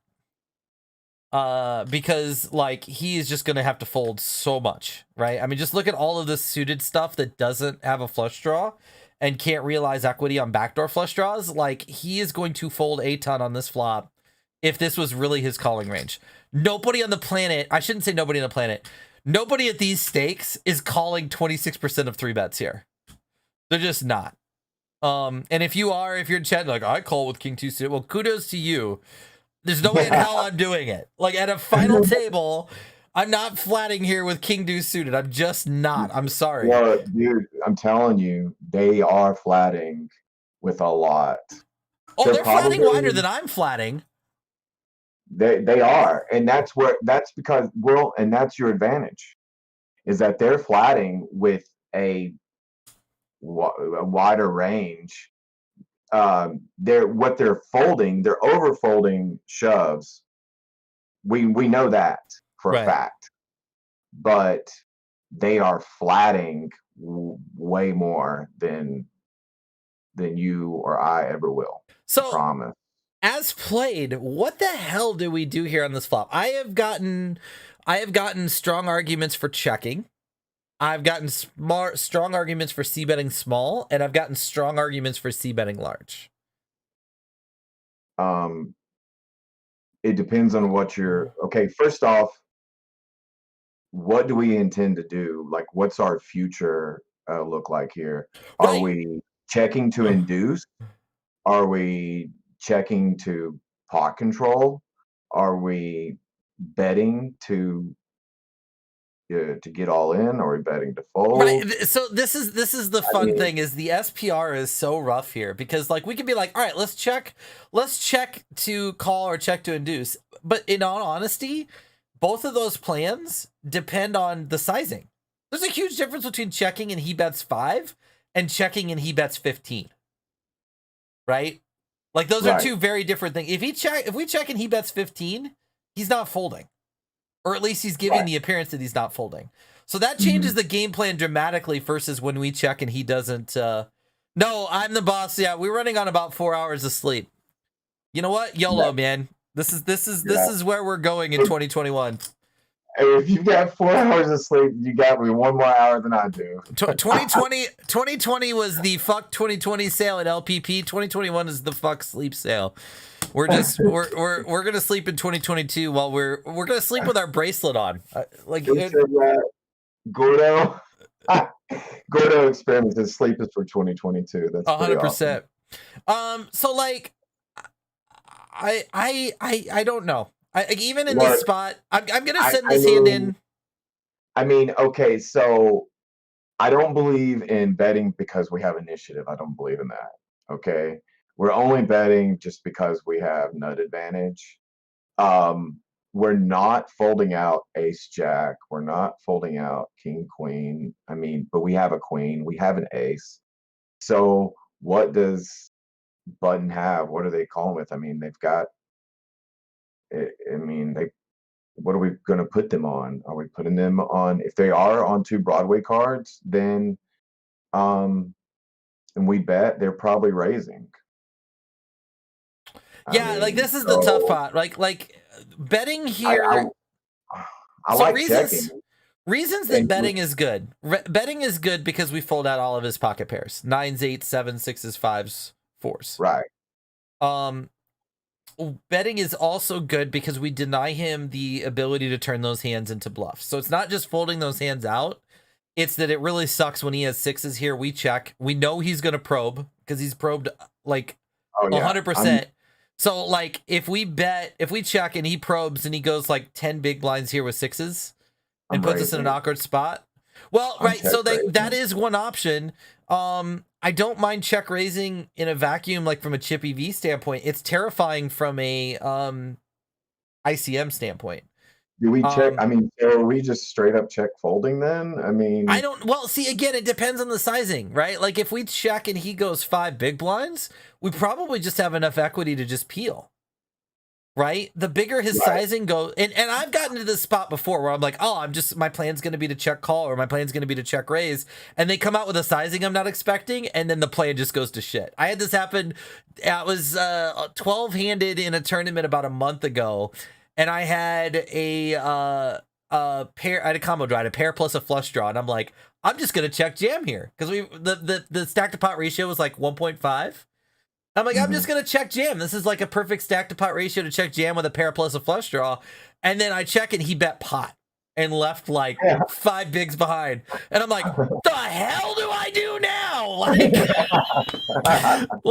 Shit. Like I didn't anticipate him betting pot after we went check on the flop.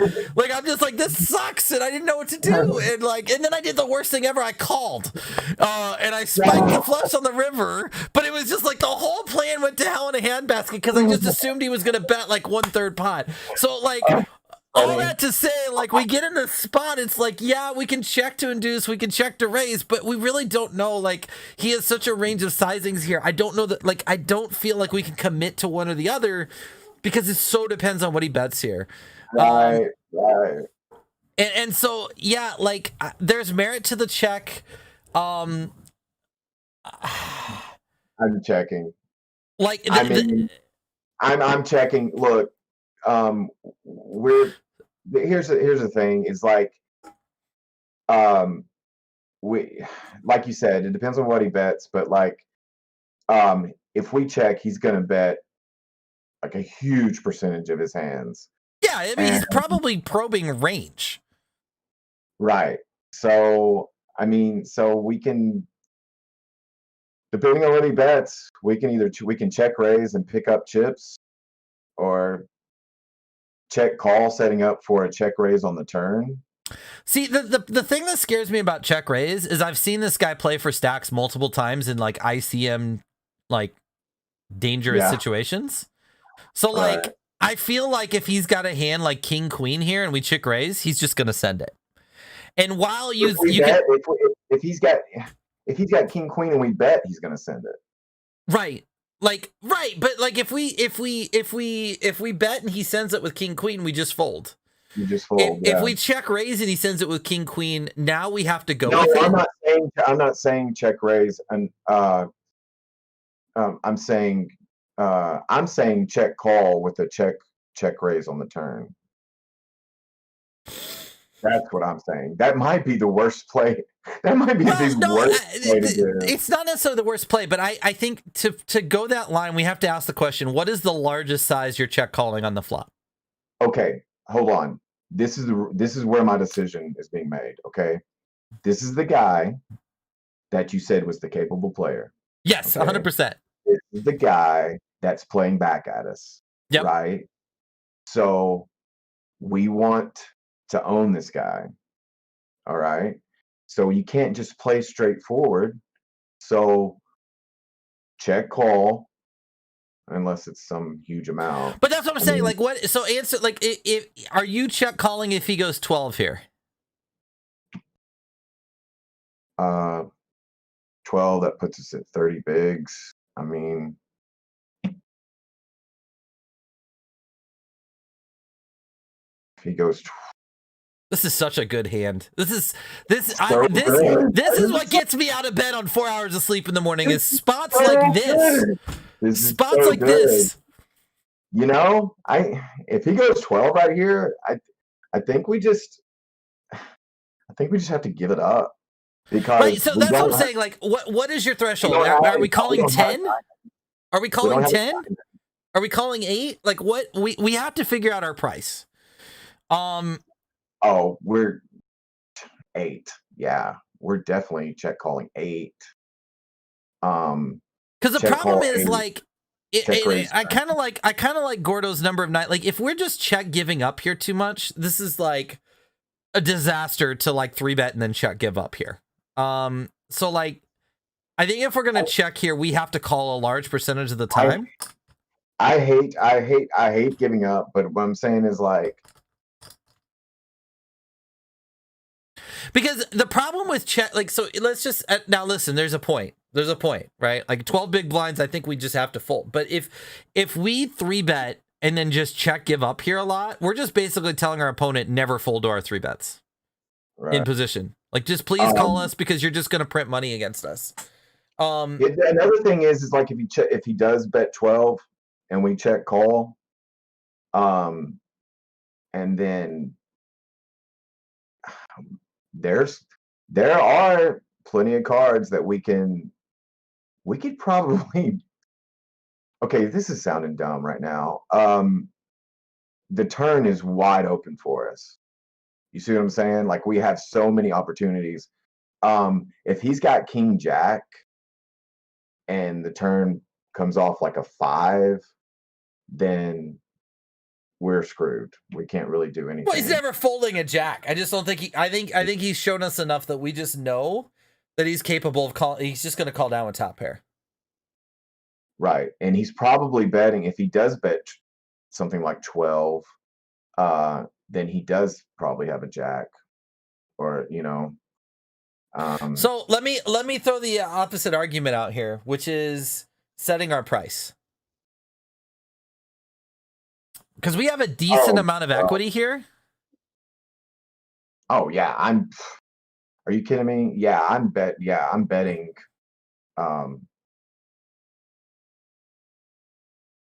If we're gonna bet, then I think if we bet like 1/3 pot, then I think like you said, he's capable. He probably will recognize that and just raise us. Am I wrong? Well, I mean, at the same time, like, this is a terrifying spot for him to raise, because if he raises, he's going for stacks. Yeah. And we do have normally I bet like 1/3 pot here, but we do have all of our range here, right? Like, we have aces, we have kings, we have queens, we have jacks, we have tens, we have ace king of diamonds, ace queen of diamonds. Like, we have king queen of diamonds. Like, we have everything. Like you said, we have the nut advantage here. So like, for us to 3-bet or for C-bet and him to ship it, like, it's not going to feel great. So the only merit, I think, to betting is realizing our equity here. Like, he can't check raise super light. But at the same time, like, we would rather get to the turn for 6 bigs than 12 bigs or 10 bigs, or have to fold to 12 bigs. That's the only merit I see for c betting. Obviously, in a vacuum, 3-bet c-bet all day. If this is like 2 hours into the tournament, like we're either check jamming or we're c-betting and going with it on the turn and not even thinking twice about it. But with the ICM implications, it changes everything here. As played, because I do want to get to a few other hands here. I'm so bad with this because I'm usually doing like the most aggro thing. Like, I mean, I'm usually going for the check raise or the check call and then get it in on the turn. Like, I'm just bad at this spot right here. So he calls. We see bet third pot. He calls. And then this gets even more like wacky. Check out this turn card. I'm waiting. Come on, stream. 6-second delay. He calls. All right. Still waiting. What's going on, Poker Tracker? Okay.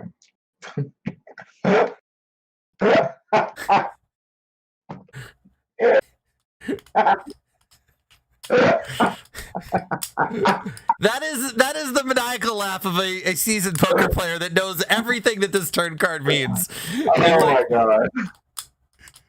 It's like one of those cards you're like, oh yay, we just picked up equity and I freaking hate it. Like this hand. Oh my god. Yeah. Well, I mean, wow, I have no clue. Right. I mean, I think the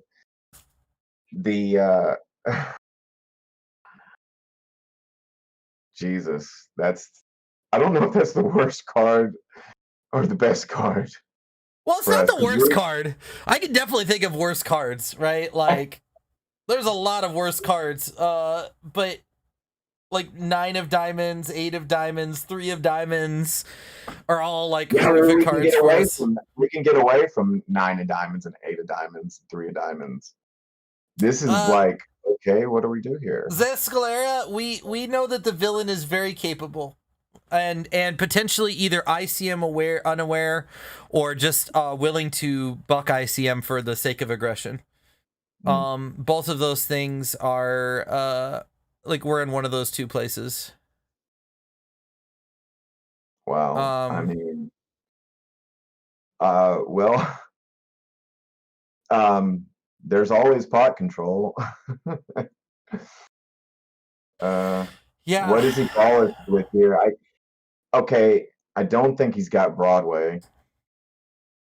Well, we block Broadway, which helps some. I don't think they have Broadway. We block Broadway. The other thing that's really good here is a lot of his flushes don't exist now. Right. Like I think they would you're the one that played a couple hours with him. I have not, but I really feel like they would raise a flush draw or raise king queen. But they could also call. A lot of people do just call the flush draw right there. Well, but think about his 3-bet calling range preflop, right? Like now, literally all of the Broadway flush draws flushes that he would call with preflop are blocked by the board. The only Broadway flush he can have is Royal. Like he literally and so now you're talking about like Queen 9 suited, King 9 suited, Queen 8 suited. No, like I'm saying, yeah, right. You're right. You are exactly right. Wow. Yeah, exactly right. So like he has very few flushes, if any. Right, and he's just left with maybe 1 diamond. If he or she has a diamond, much more likely to have 1 diamond draw, or like if he's got a hand, it's going to be more like 2 pair. He can have some sets here. Like he could potentially not 4-bet 10s. I think he's probably 4-betting jacks based on our history with him, so I don't think he's got jacks. He can definitely have 3s. He can have some combo draws. He can have king jack with the king of diamonds, king 10 with the king of diamonds, queen jack with the queen, like those types of hands where he's got a straight plus a pair, straight draw plus a pair draw plus a flush draw type hands. So awkward spot. My question is, if we bet here and they shove, are we folding or calling? That's Well, you're about to find out. oh, But we got to figure out what we're doing on this flop first. So, and again, I have asked 3 different people that I respect in this game, that I trust in this game, and I've gotten different answers from respected people. The arguments for and against. The argument for betting is, again, setting our price and blocker betting. I don't think we're ever blocker betting. I think whatever we're betting, if Well, remember, if they have a diamond, if they have a straight, if they have a Broadway diamond, they're whatever we're betting, they're coming over the top. If they already have a flush, they're just calling. You see what I'm saying? yeah. They're not coming over the top of us. The only way they're coming over the top if they already have a flush is if they have like 6, 7 of diamonds or something, like right. Smaller diamonds. Only way they're coming over the top if they have 2 diamonds. If they have Broadway cards and one is a diamond, they're probably shipping it on us. If they have 2 pair, they're shipping it on us. If they have a set, I say they're probably shipping it on us, but that's if they have, in a perfect world, if they have perfect information, but they don't, so they might just call with 2 pair. Yeah, this, and again, like if this is mid stages of the tournament, we're just jamming here and not like this is just a happy shove, right? Really? Because I think so. Like if you're like 2 hours from the money bubble, I'm just ripping this in. Like, what's the value to doing anything else? Like we're gonna get called by all the single diamond hands. We're gonna get called by queen jack and king jack. Like random villains are just gonna overcall here, and that's the best way to realize equity. We don't want to go 2/3 pot and then have a 4th diamond come off and be out of position and have some horribly awkward decision on the river.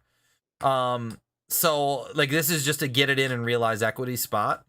Especially knowing that they don't have very many flushes here. Right? Like knowing how few flushes they have here, this is a fist pump get in for me if we're 2 hours from the money and we're just like mid stages of a regular tournament. With ICM factored in, this is just so friggin' gross. I mean, I'm just because of ICM and we are so, I mean, it's the same, it's the exact same problem as we had on the flop. If we check here, we know he's betting. Right. So that's what I'm saying. If we bet and they have a Broadway diamond, then they've got to be shoving on us, right? I mean, but that, no, like I said, not necessarily. Yeah. I mean, they certainly can, but right. It's again terrifying. Keep in mind, like again, old me would bet. We have everything here, right? Old me would bet. Because we have a nut advantage here again. Like when we 3-bet, we c-bet flop and we continuation bet turn. We look so strong. So unless the opponent just doesn't care, like, or he's got some read on us where he thinks we're overfolding, which we've made a few tight folds, but I don't feel like at this point, like I don't feel like we have an image to where we're overfolding. This should look hella strong. It's really hard to think that he's just going to flick in king of diamonds here and hope that he's good for his tournament life when he's got this deep of a stack, right? And he can fold right now and be second in chips, basically. Well, the reason I say that is because I think it would be a mistake. So let's say we bet 18 bigs, all right, and they just call. I think it'd be a mistake for them to just call if they had like a king high diamond, because and then they whiff, now they're short stacked. So that's why I think if they have like a Broadway diamond, like a king of diamonds, that's why I think they Well, ship it. the counter argument to that is it depends on what we size. But if we size smaller and they call and they completely brick out, if they Yeah, still have some showdown we can value, they size, could still win the hand. right. We can size smaller and that keeps them from shipping it. And Is that like correct? they, if we go 10 here and he calls and he's wrong, he still has 30 bigs. It's not like Still he's has out of the 30. tournament. Right. He still has 30. So we elect to go 1/3 pot here again. Okay. I like it. Let's see And what happens. villain does this. Okay, hold on. I'm still waiting. 6-second delay here. Cannot wait to get sleep at some point. Yeah. Tomorrow, maybe. Yeah, exactly. Okay, you bet like almost, yeah. hmm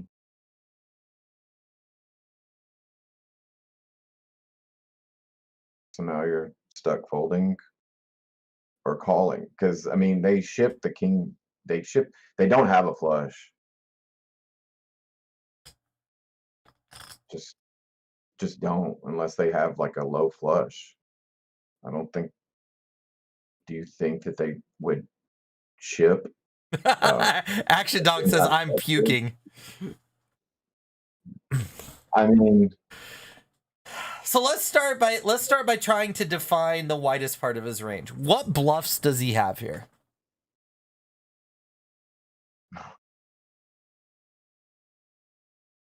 Is he ever doing this with pocket kings with the king of diamonds? Is he ever doing this with like semi-bluff? Yeah, I mean that's what I'm saying. I mean, but like with this sizing, like I'm telling you that this is just exactly what I mean. I'm not sure what happened, and I'm not sure what they had, but I'm saying when we bet into them, if they have like a Broadway diamond, like king of diamonds or queen of diamonds, or a low flush, they're shipping it.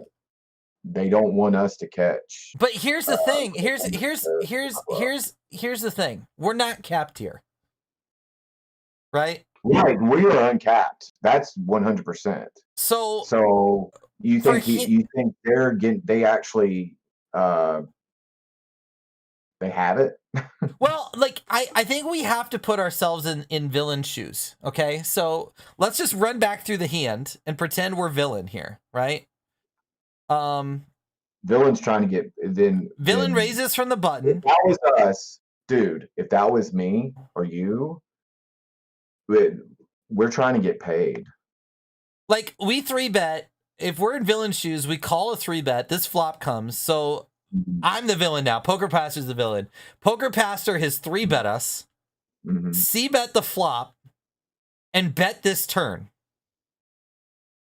And now we're thinking to ourselves, we want to jam and get Poker Pastor to fold. What are we putting Poker Pastor on that we think he's going to fold? And what do we have that we feel confident that we can shove and like have enough blockers or because when we take this line, we have aces. Maybe we don't have aces. I guess we could argue that we don't have aces because of sizing. But we have a decent amount of hands here. We have what we have. We have ace queen. We have ace king. We have possibly ace jack. We have a lot of ace X with single diamonds. We have we probably don't have jack 10. Like we have strong hands here. So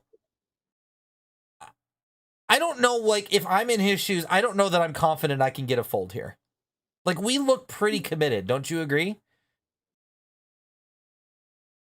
Right. I mean, but what I'm saying is I mean, if I am, who's that, Stone, if I'm Stone Shark, whatever, if I'm Shark Scope, I mean, I'm betting to get paid right here, if you know what I mean. And I'm also not just smooth calling with one Broadway diamond. So this might be a really bad spot for us, even if we are ahead with the ace queen against a Broadway diamond. I don't even know what We're not very far ahead. we're not. That's like we're barely ahead.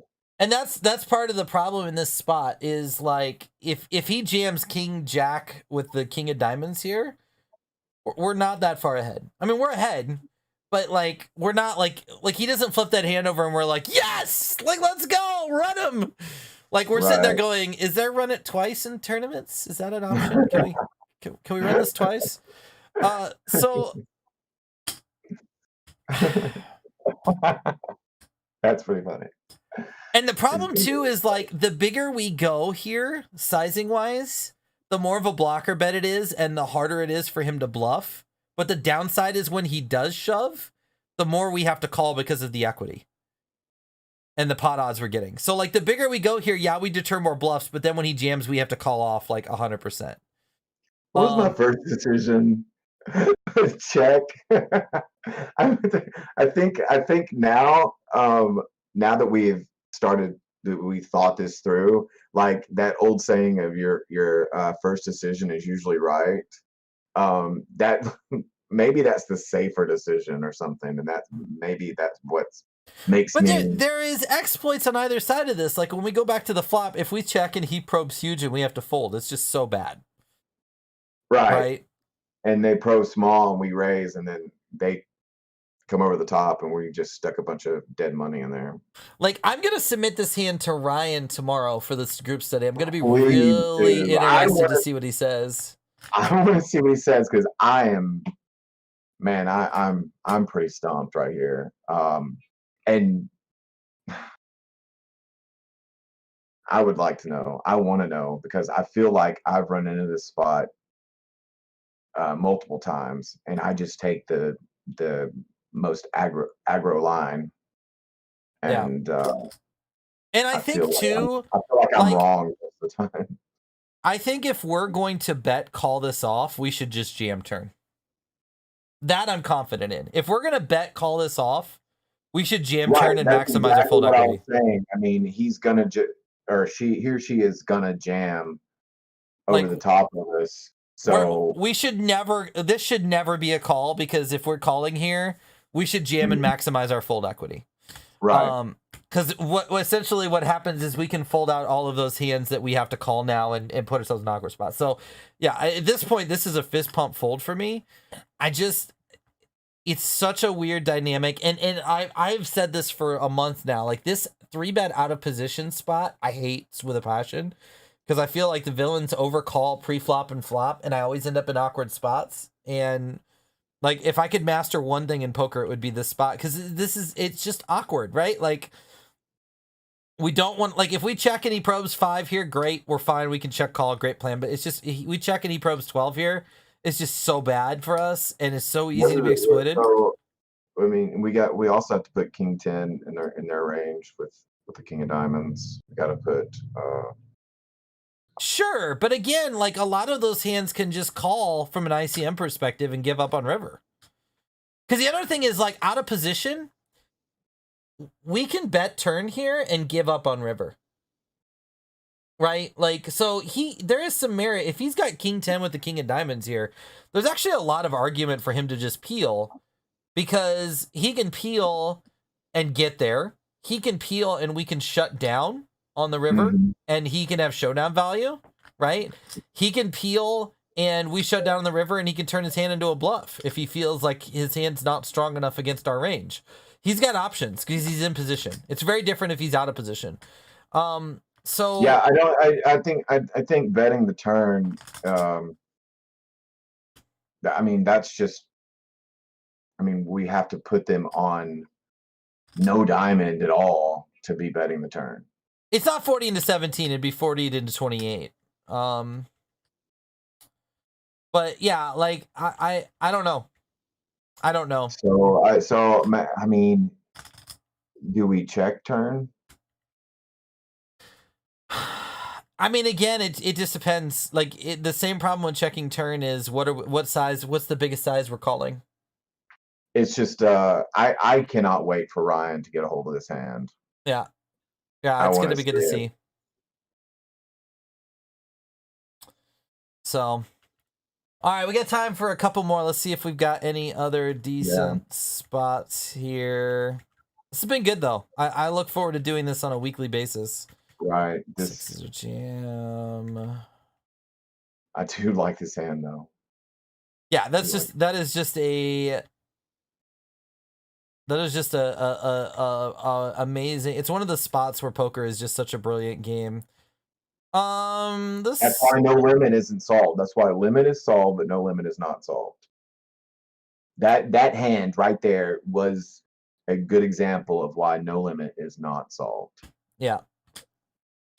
So I'm curious what you're doing here with the queen jack off. Let's see, where are we? In the big blind? I'm gonna look this up too, because we can look this up pretty straightforward. Let's see, this is raise first in, big blind. I would just jam right here. I mean, we got 19 bigs. I'm gonna look this up. I'm looking it up. Am I wrong for jamming? That's what I want to know. Theory wise, yes. Okay, so yeah, I remember this. This is what we call the R. I call this the R because it kind of looks like an R. What? I'll pull it up. You'll see it here in a second. The small blind versus big blind in this particular spot. Our jams are all aces and pocket pairs, and it looks like it's kind of the shape of an R. So yeah, this is 100% just a flat. Hold on. We are jamming 14% of hands here, but they're pure like blockers. Okay, so Nash says jam, but barely, like plus 1.67. I wonder if that's probably not factoring in ICM. No, I don't think that factors in. I mean, that we would have to get HRC, Hold'em Resources calculator for that. Yeah. So we did flatted here. We flop top pair. Villain puts a c-bet out. And then we get in? Or no? I elected to flat here. And the reason I elected to flat here is because I'm not super worried about turn and river cards. You know, the only cards we're worried about are kings and aces. There's only 8 of those, and if he has a king or an ace, there's only 7 of them. And I wanted to have some strength in my check calling range here because we've seen villain be so aggressive. Like, I don't want to just raise here with my best hands and call with my weaker hands. So I felt like calling here was appropriate. Turn, paired the board, we probed, and he just went away. Right. So actually, I don't know if you made more money this way or not, but and maybe we should have just checked that turn.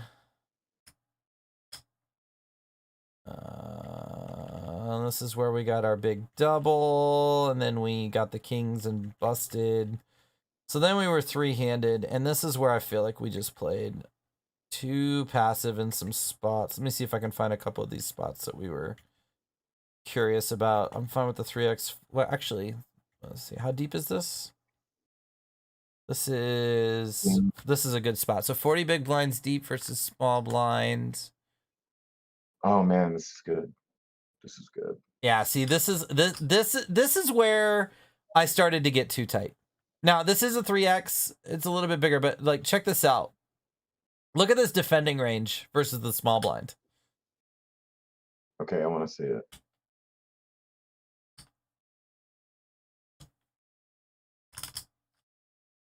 Still on delay. I got way too tight here defending my big blind. Okay. Um, call, raise. What is that like? Raise, like 13% 15%. raise. We're calling 61%. Yeah. Like I got way too tight here and just Did you started folding way fold? too much. Oh yeah, yeah, Oh my God. yeah. This is where I started to lose this tournament. Because I didn't like the Why did 3x. you, what was your reason for folding too Um, high? I mean, probably not a good one. I think a lot of it was just knowing I was gonna. I just felt like I was gonna continue defending here and over Mm. folding. Because like I know he's c-betting here 100% of the time. Like I just like I'm gonna have like the flop's gonna come, 10, 9, deuce, rainbow, and I'm just gonna fold, Mm. and he's just gonna c-bet 100% of the time. I just felt like I was gonna be hemorrhaging chips. That's an Okay. incorrect thought process. Like the way I need to think about this is we're in position. And we've seen Villain go one street and give up. So yeah, we're gonna face an absurdly high c-bet percentage, but there's gonna be, if we peel and we probe turn a lot, we're probably gonna print money in this spot. If you could take the emotion out of your narrative, Right. then you could see like where you could see where you are wrong about it. You know what I mean? Like Yeah. you could learn from it and you could be like, okay, he's not, or he or she is, they don't have aces every time. They're not gonna hit every time. Yes, they're aggressive, and you want to play against an aggressive player, you've got to be just as aggressive. Yeah. Just Yeah. and This was a bad if the precedent to more you set lay up. down, the more they're gonna just get on top and just pounce. Yep. And So that's when you tell that story to yourself, or you tell what you should do to yourself, you don't say, "Well, I'm just going to fold here because they're going to c bet 100%," and that's why c betting 100% is profitable. Well, I'm not for sure. I guess they decided that 85% is profitable, but yeah, it's not anyway, 100%, but it's pretty freaking high. Like here's another right? spot. Like we open this ace-6 offsuit, we get a monotone flop. I know from the just going through Pio stuff with Drew, like these monotone boards, you just bet. You bet monotone boards. And same thing, I was worried about just getting over floated here and not having a lot of backdoor equity. Or And getting so check raised. I just checked, and then look what we Oh get. no! We get 3 to the face because we know this probe is coming, and then we just can't do anything. So like this is the second spot where I got inside my own head here. And it does suck that like literally all these boards and runouts are just absolute crap, but that's going to happen. Yeah. That's going to happen, and we have to be able to play good poker even when that happens, and we didn't. Like here we go, same thing, King 7 in the big blind, we face a 3x, and same thing, we just overfold Okay, here. so check this out. You know how you said before, I mean, you were very cautious about certain plays that you were making against Shark Scope here, like because they said they're a capable player and you're very cautious. And then the same thinking worked against you later on in the tournament. Yeah. You see what I'm saying? Like Yep. it was like you forgot that you're playing against a capable player. Yeah. You understand what I'm saying? Like Yeah, we got initially, scared. you're like, Well, okay, you're a capable player, and I'm gonna make these plays because I know they're capable. And then it's like you forgot that they were capable at the end of the tournament when they're just betting you off hands and Yeah. you're just folding and calling. So here's another good one. Like we open ace queen suited from the button, we get defended by Shark Scope, and we get this flop. Now, what are you doing here? well, I mean, it's a horrible flop for us. Yeah. That's the worst. That is really the worst flop for us. I mean, we're probably getting blown off this every time, but I mean, if they check to us, what do? We check back. So I'm Alexander not Fitzgerald says he said he hated it. He used to say that he hated it when people would just check here, but Um, at the same time, like you said, you got a capable player and they could be check raising, but if they bet, I think we just have to fold. So these are all like this in this particular spot. I am still not c betting like right now. I don't think we should c bet this hand because I think that our SPR is such where he's just going to again have a ton of check raises here. We're not going to get a ton of folds. He's going to have a ton of peels and like we can't stand up. We're just going to get punished. So I'm fine with a check here. That being said, if we check here, I think we have to call small sizings on the turn. All the time. Oh, if we had ace, I'm 100% betting here, and I'm going huge. I'm going like 5 bigs. And I'm probably going 5 bigs and calling off. Okay, so here's the thing. This is a different situation than this board texture. This is a totally different situation from the other situations we've been in, and this can be a check fold. Like we can check it back and then fold to turn bet. Well, it just depends on sizing. If he goes like 1.4 bigs here, I'm not folding. Not in position, right? Like if he goes really small here, like we can spike it queen. Well, we can spike it ace. I mean, if they bet 1.4 bigs, yeah, we can call. But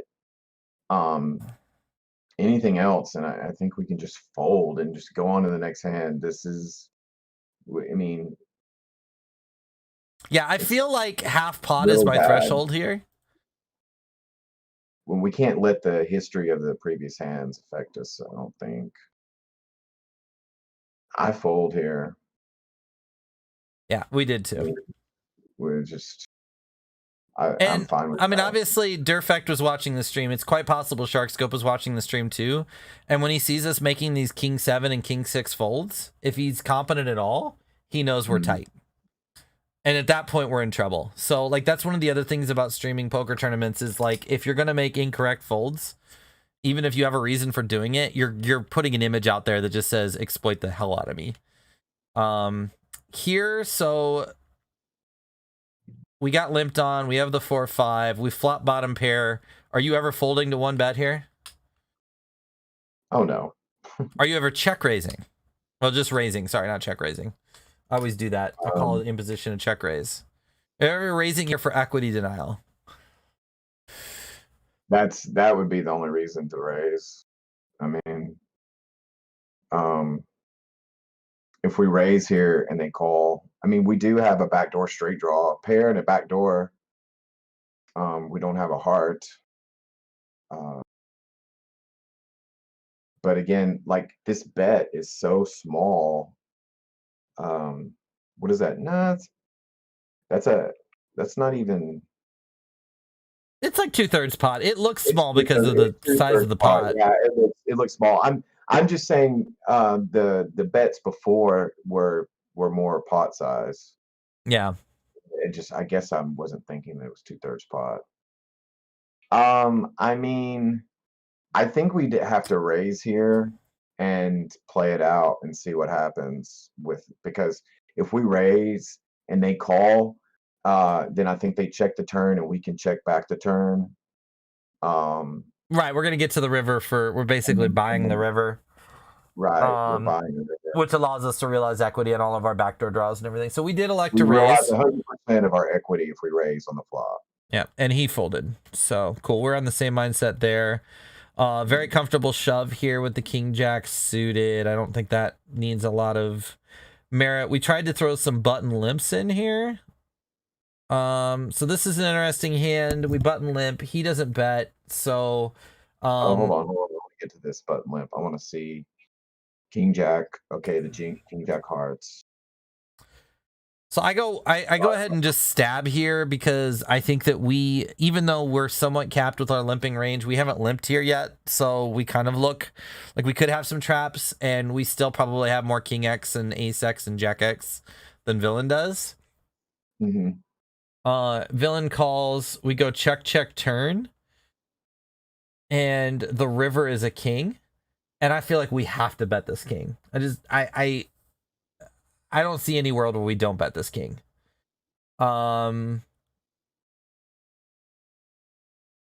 Because I just don't think 1.5 is necessary. I think 1 gets the job done, honestly. I don't think there's any difference to the villain between 1 and 1.5. It's not like 1.5, he's like, okay, now I'm folding a jack. We're basically just trying to get him to fold out air and deny equity from our gut shot. I go really big on the river here. What do you think about this river bluff? Fine. Like, I think we've got King X here. Villain, and here's the thing. We both have King X, but villain's range is infinite and ours is not. Well, I shouldn't say infinite. It's not truly infinite because he's raising the top of his range, right? But it's well, when we're limping the button, okay, in this spot, it's like we're playing our hands face up. You know what I'm saying? As long as we don't have traps, but because our range is somewhat condensed, like we don't have 2-7 offsuit, 2-8 offsuit, 2-9 offsuit, 3-8 offsuit, 4. Like we don't have any of that garbage. We don't have Villain does. Villain does. So the percentage of villain's range that has a king is not as wide as the percentage of our range that has a king. So we, even though like we both have kings in our range, kings are a higher concentration of our range than villain. And that gives us range advantage here. So I just feel like we have to fire. Oh, yeah. No, I 100% agree with the fire on the river. I did want to check this spot. This is button 30 effective. We're going to go for about 20 more minutes, and then I definitely have to hop off here. Button. Let us know if you guys have enjoyed this. So we're going to be doing, we're going to do on-stream ones maybe like once a month, but we've got our Discord boot camp that we're going to be trying to do these on a semi-regular basis, and they'll be available to all the people in the Discord boot camp. You can get access to that through, if you sign up to learn pro poker using the link in chat, !LPP, or tier 3 subs, we'll get you access to that Discord. I'm in there, Frank's in there, Gordo's in there. We're going to be grinding and studying and sharing hands and doing coaching sessions and everything else, and access to all of these videos will be in there. Exclamation boot camp for details in there. All right, so this is single action. We're in the big blind, 30 big blinds effective versus the button. 10-3 offsuit. Okay, yeah, this is a fold, so good. 9-8 suited. I don't know that I've ever called 10-3 offsuit unless I had a read on somebody. I just wanted to double check. So open 9-8 suited, blind versus blind, get defended. We're c-betting here 100% of the time on this ace 5-4 flop, right? Let me get to it here. Okay. You raise. Okay, you raise. What'd you raise to in small blind? 2.5. Okay. Why did you raise to 2.5? So Ryan's had me raising to 2.5 with our weaker hands and 3.5 with our value hands. Now, obviously, now that I know that Durfect is a hero in chat and is in Twitch, if I was somebody that I know knows me, I wouldn't do that. I would just go 3 across the board. But against randoms that aren't paying attention, we're just saving and shaving off a little bit. With our weaker hands, yeah. So we see bet here. Villain calls, and I was getting a little frustrated at this point because it just felt like every turn card was like the nut worst card, and this is absolutely like the nut worst card, I think. Maybe an ace is an equally worst card, but we have like a 6, a 7, a heart, an 8, a 9. We have all of these like double barrel cards and the board pairs. Oh. No, like even a non-heart Broadway. Like if the Queen of Spades comes out, I'm double barreling that. I'm double barreling that all day.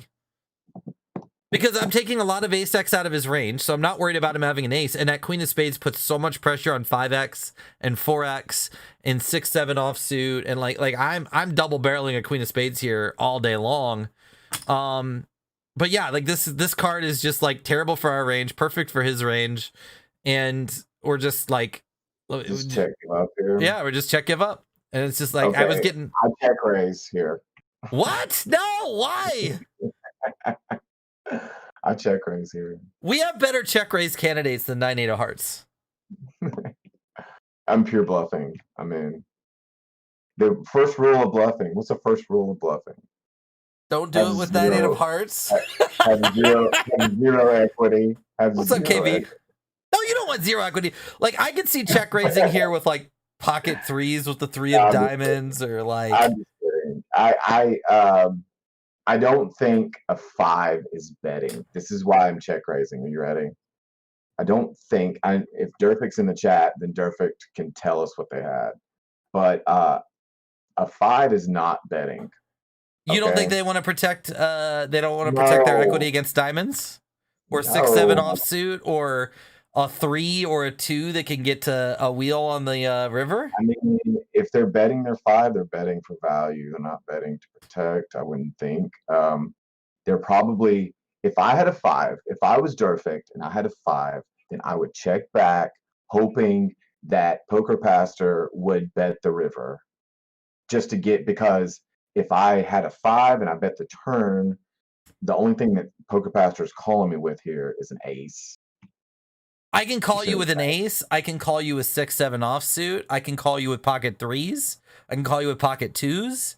I can call you with like I'm still check raising. That's what I need to. This is what I need to get out of my system, I guess, or get out of my game. No, so I think you can have a check raise here, but I check raise paired boards like this. This is a spot where I think, like, we don't advocate for a lot of balance at these stakes, but this is a spot I think you have to be balanced. And if you're going to check raise here, if you think about your value check raise hands, it's like aces, ace 5, maybe pocket 4s, though I have a feeling pocket 4s just wants to lead. And that's it, right? So we don't have massive amounts of check raises here, pocket 5s maybe. We don't have a ton of combos. I don't think Durfic even has an ace here. I can agree with that. We bet the flop and didn't get raised. Yeah, I can agree with that. So I almost think that Durfic has a pure bluff right here.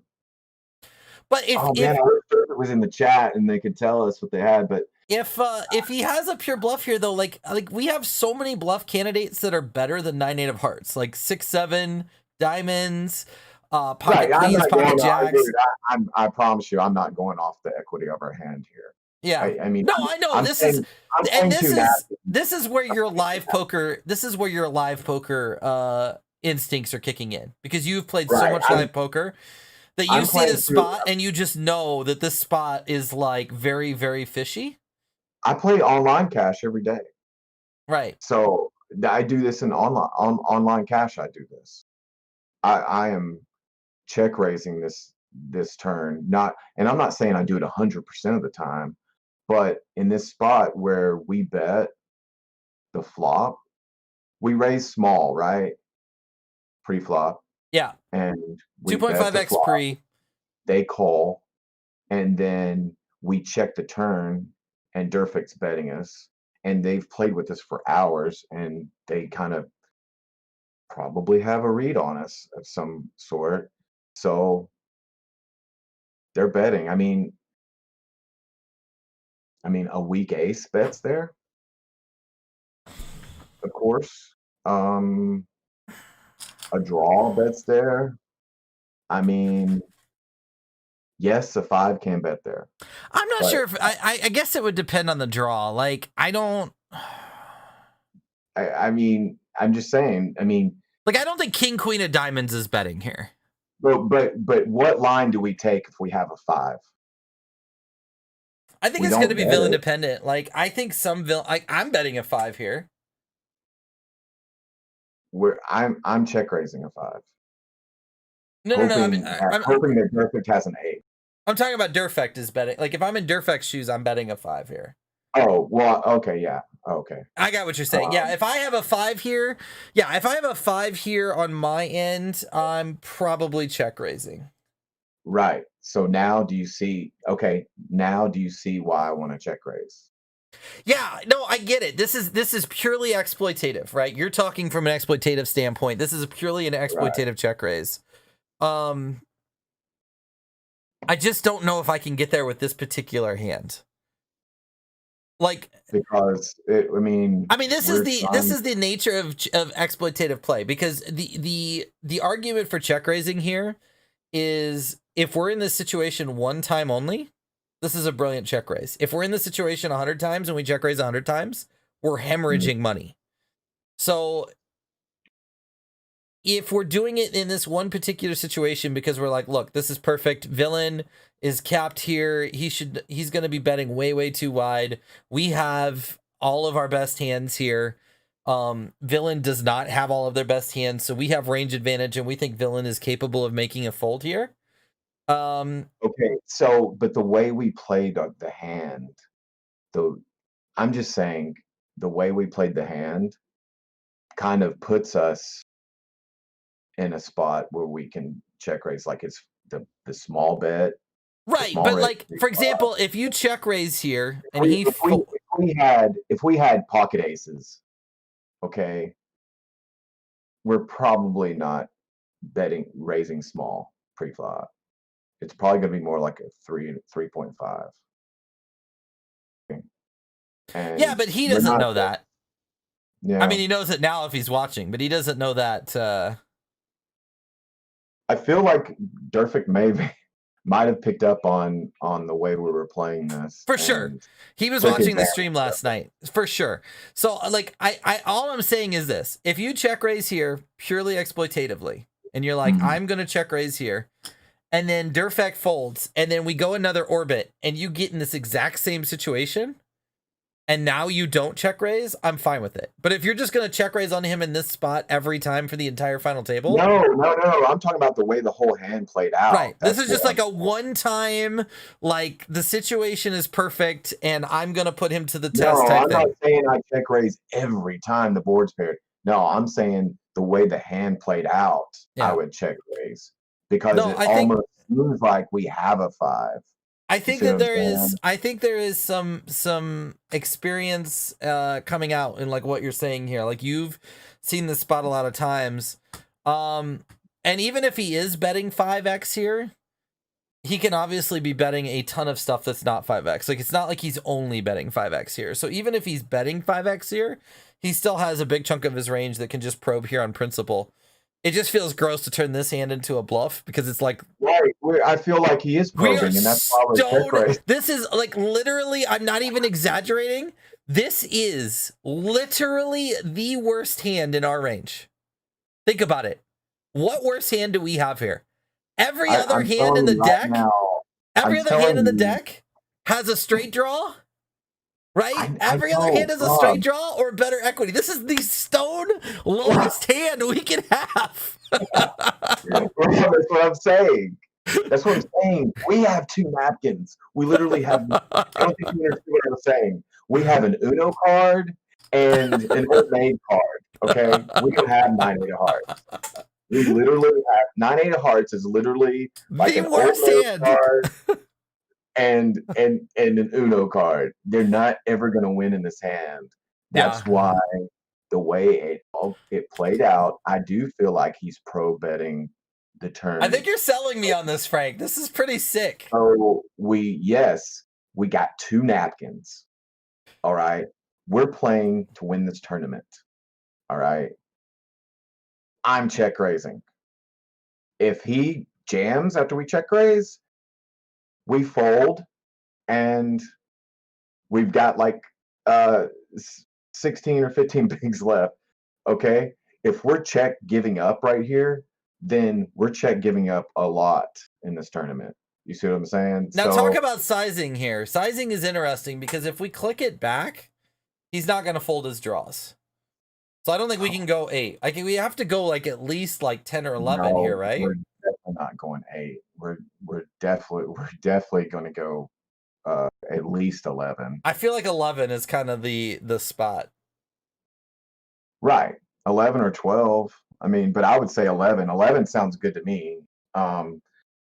Just like I said, I mean, that would leave us with a little over 15 bigs. 15 now, if you go 11 and he calls, are you giving up 100% of the time on the river?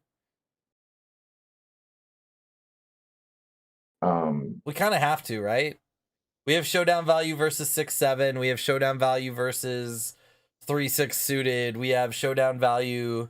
Like the only thing we could get to fold out are hands like Queen Jack of diamonds, Jack 10 of diamonds, 10-9 of diamonds. Like we kind of have to just give up, right? If he calls. I guess I mean here's the thing, we can either can you get him to fold an ace on the river? Well, if he calls 11, then he's only got he's got 19 bigs left. He's never folding. Yeah, he's just never folding unless we. Yeah, I think we just have to give up. That's an interesting hand. It is pretty. It's maybe, I'm just wrong and I'm making it more interesting. No, I don't think you're wrong. I think that you are. I think that you're. I'm saying as played, the size of the bets on the pre-flop and on the flop and the way it played out on the turn, I check raise. Yeah, I think you're just taking an extremely exploitative line, and the reason, like, I was speculative at first, but when you explain the reasoning behind it, it made sense. GTO doesn't really check raise. Here we go. This is the last hand I want to go through. This will be a good one because this hand sucked, and this was like a big turning point because we battled back despite the mistakes. We battled back. We got the chip lead. We get the spot. We peel from the small blind, which I'll look up this real quick while I'm waiting for you to get caught up here. This is 35. I love that you can get this range trainer out and look it up and see what the dude, GTO. it is massive. It is so massive. And I'm pretty sure we've already looked up a similar spot to this. So queen jack off, 30 big blinds effective is going to be a 50% open, or sorry, 50% peel, 20% raise, 30% jam. 40 effective, it's almost always a peel. So this is going to be like a 66 to 70% peel. So I think I potentially played this wrong. We peel. Flop comes 10-9-5 with 2 hearts, and he bets half pot. I think I played this awfully. Hold on, let's see. I think that this is. I took the worst option here. No, I took the second worst option. Folding would have been the worst option, but I think this. I think I played this absolutely horrifically. What did you check? Shot or raise? I wish. No, I didn't. I peeled.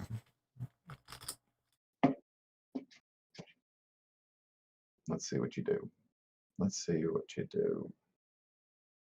Oh, I did raise. Oh, wait a minute. Okay. I'm not remembering this hand correctly. All right. So, this is interesting.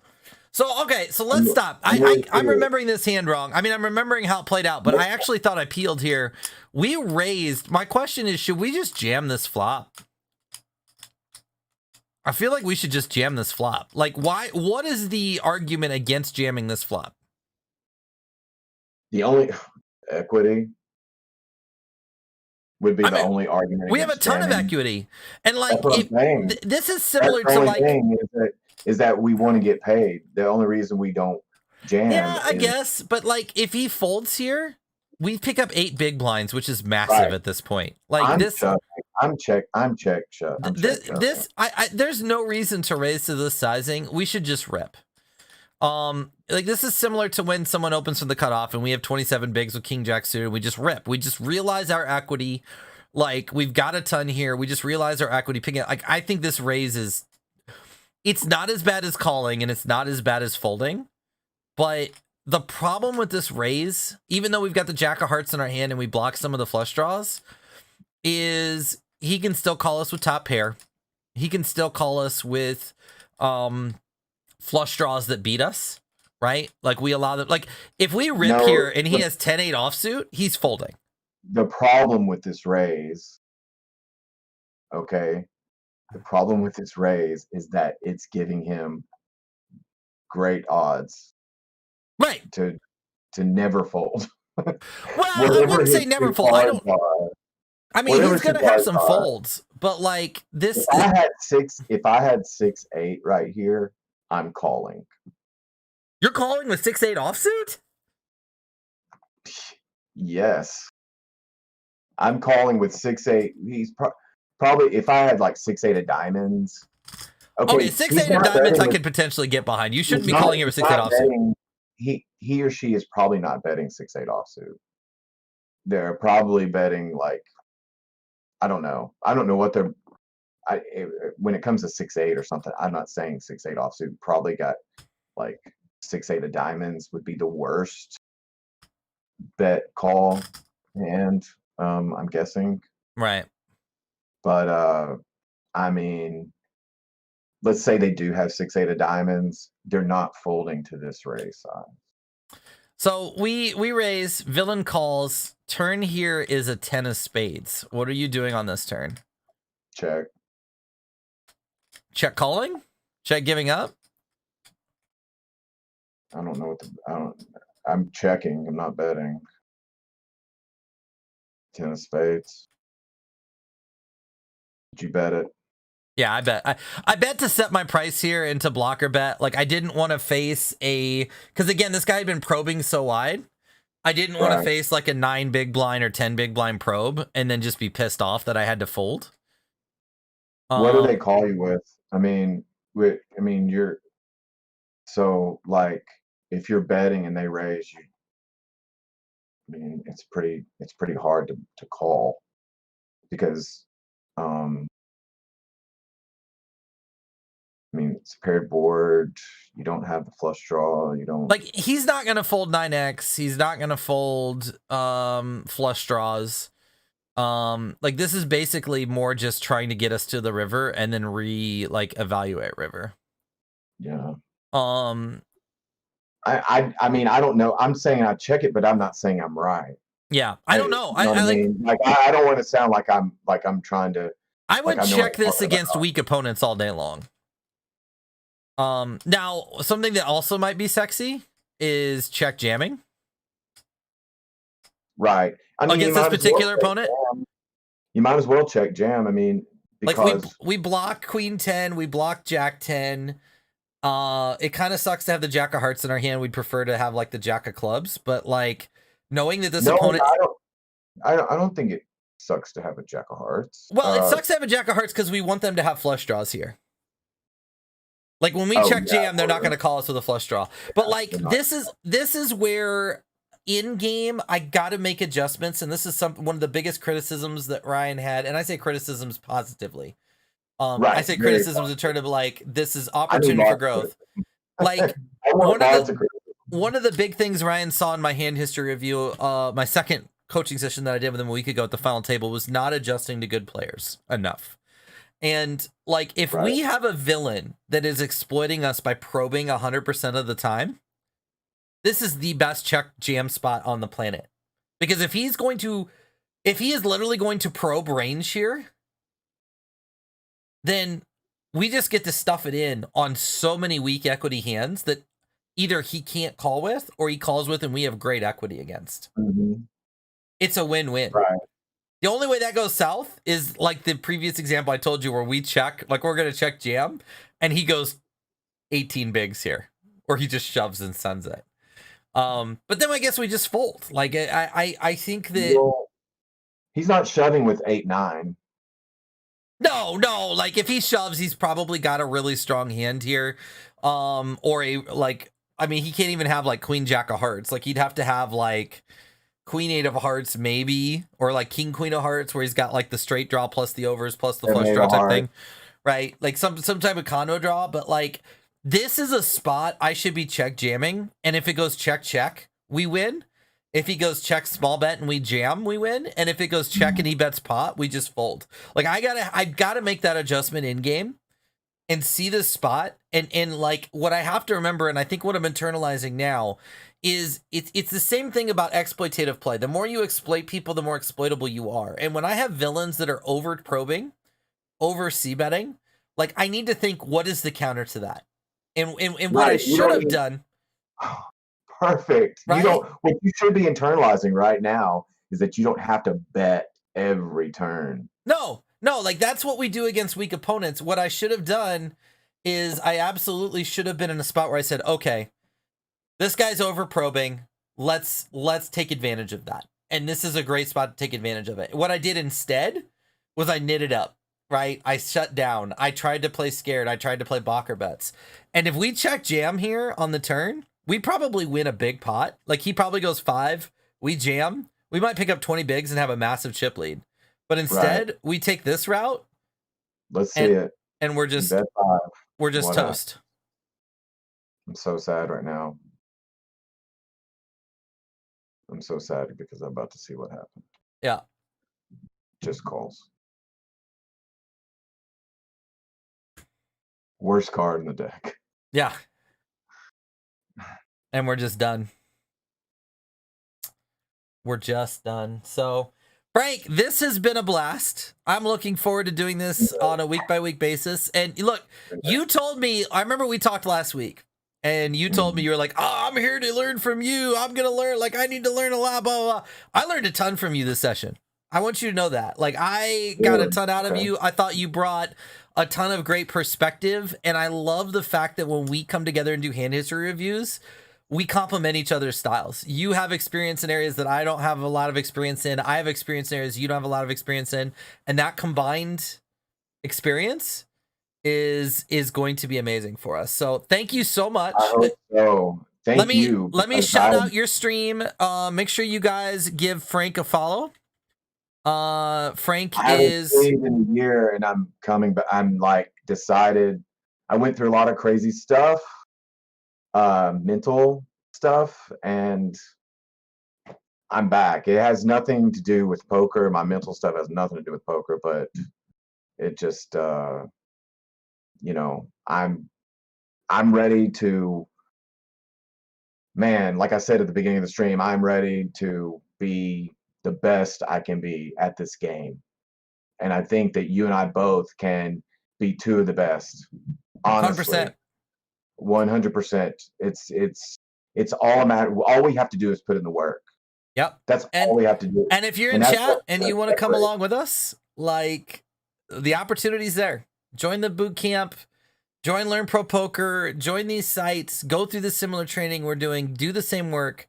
The difference between the top and where all of us are is not as big as you guys think it is. And it's not raw talent. It's hard work. It's definitely hard work. It's not raw talent. I promise. All right, I'm going to send the raid on. Thank you, everybody. Peace out to you guys. Check out the boot camp, exclamation boot camp in chat. And guys, we'll see you on stream tonight about 8 p.m. Eastern. And let's bring some hype over to Bet on Drew's stream. Good luck, everybody. We will see you guys soon. All right. See you tonight. All right.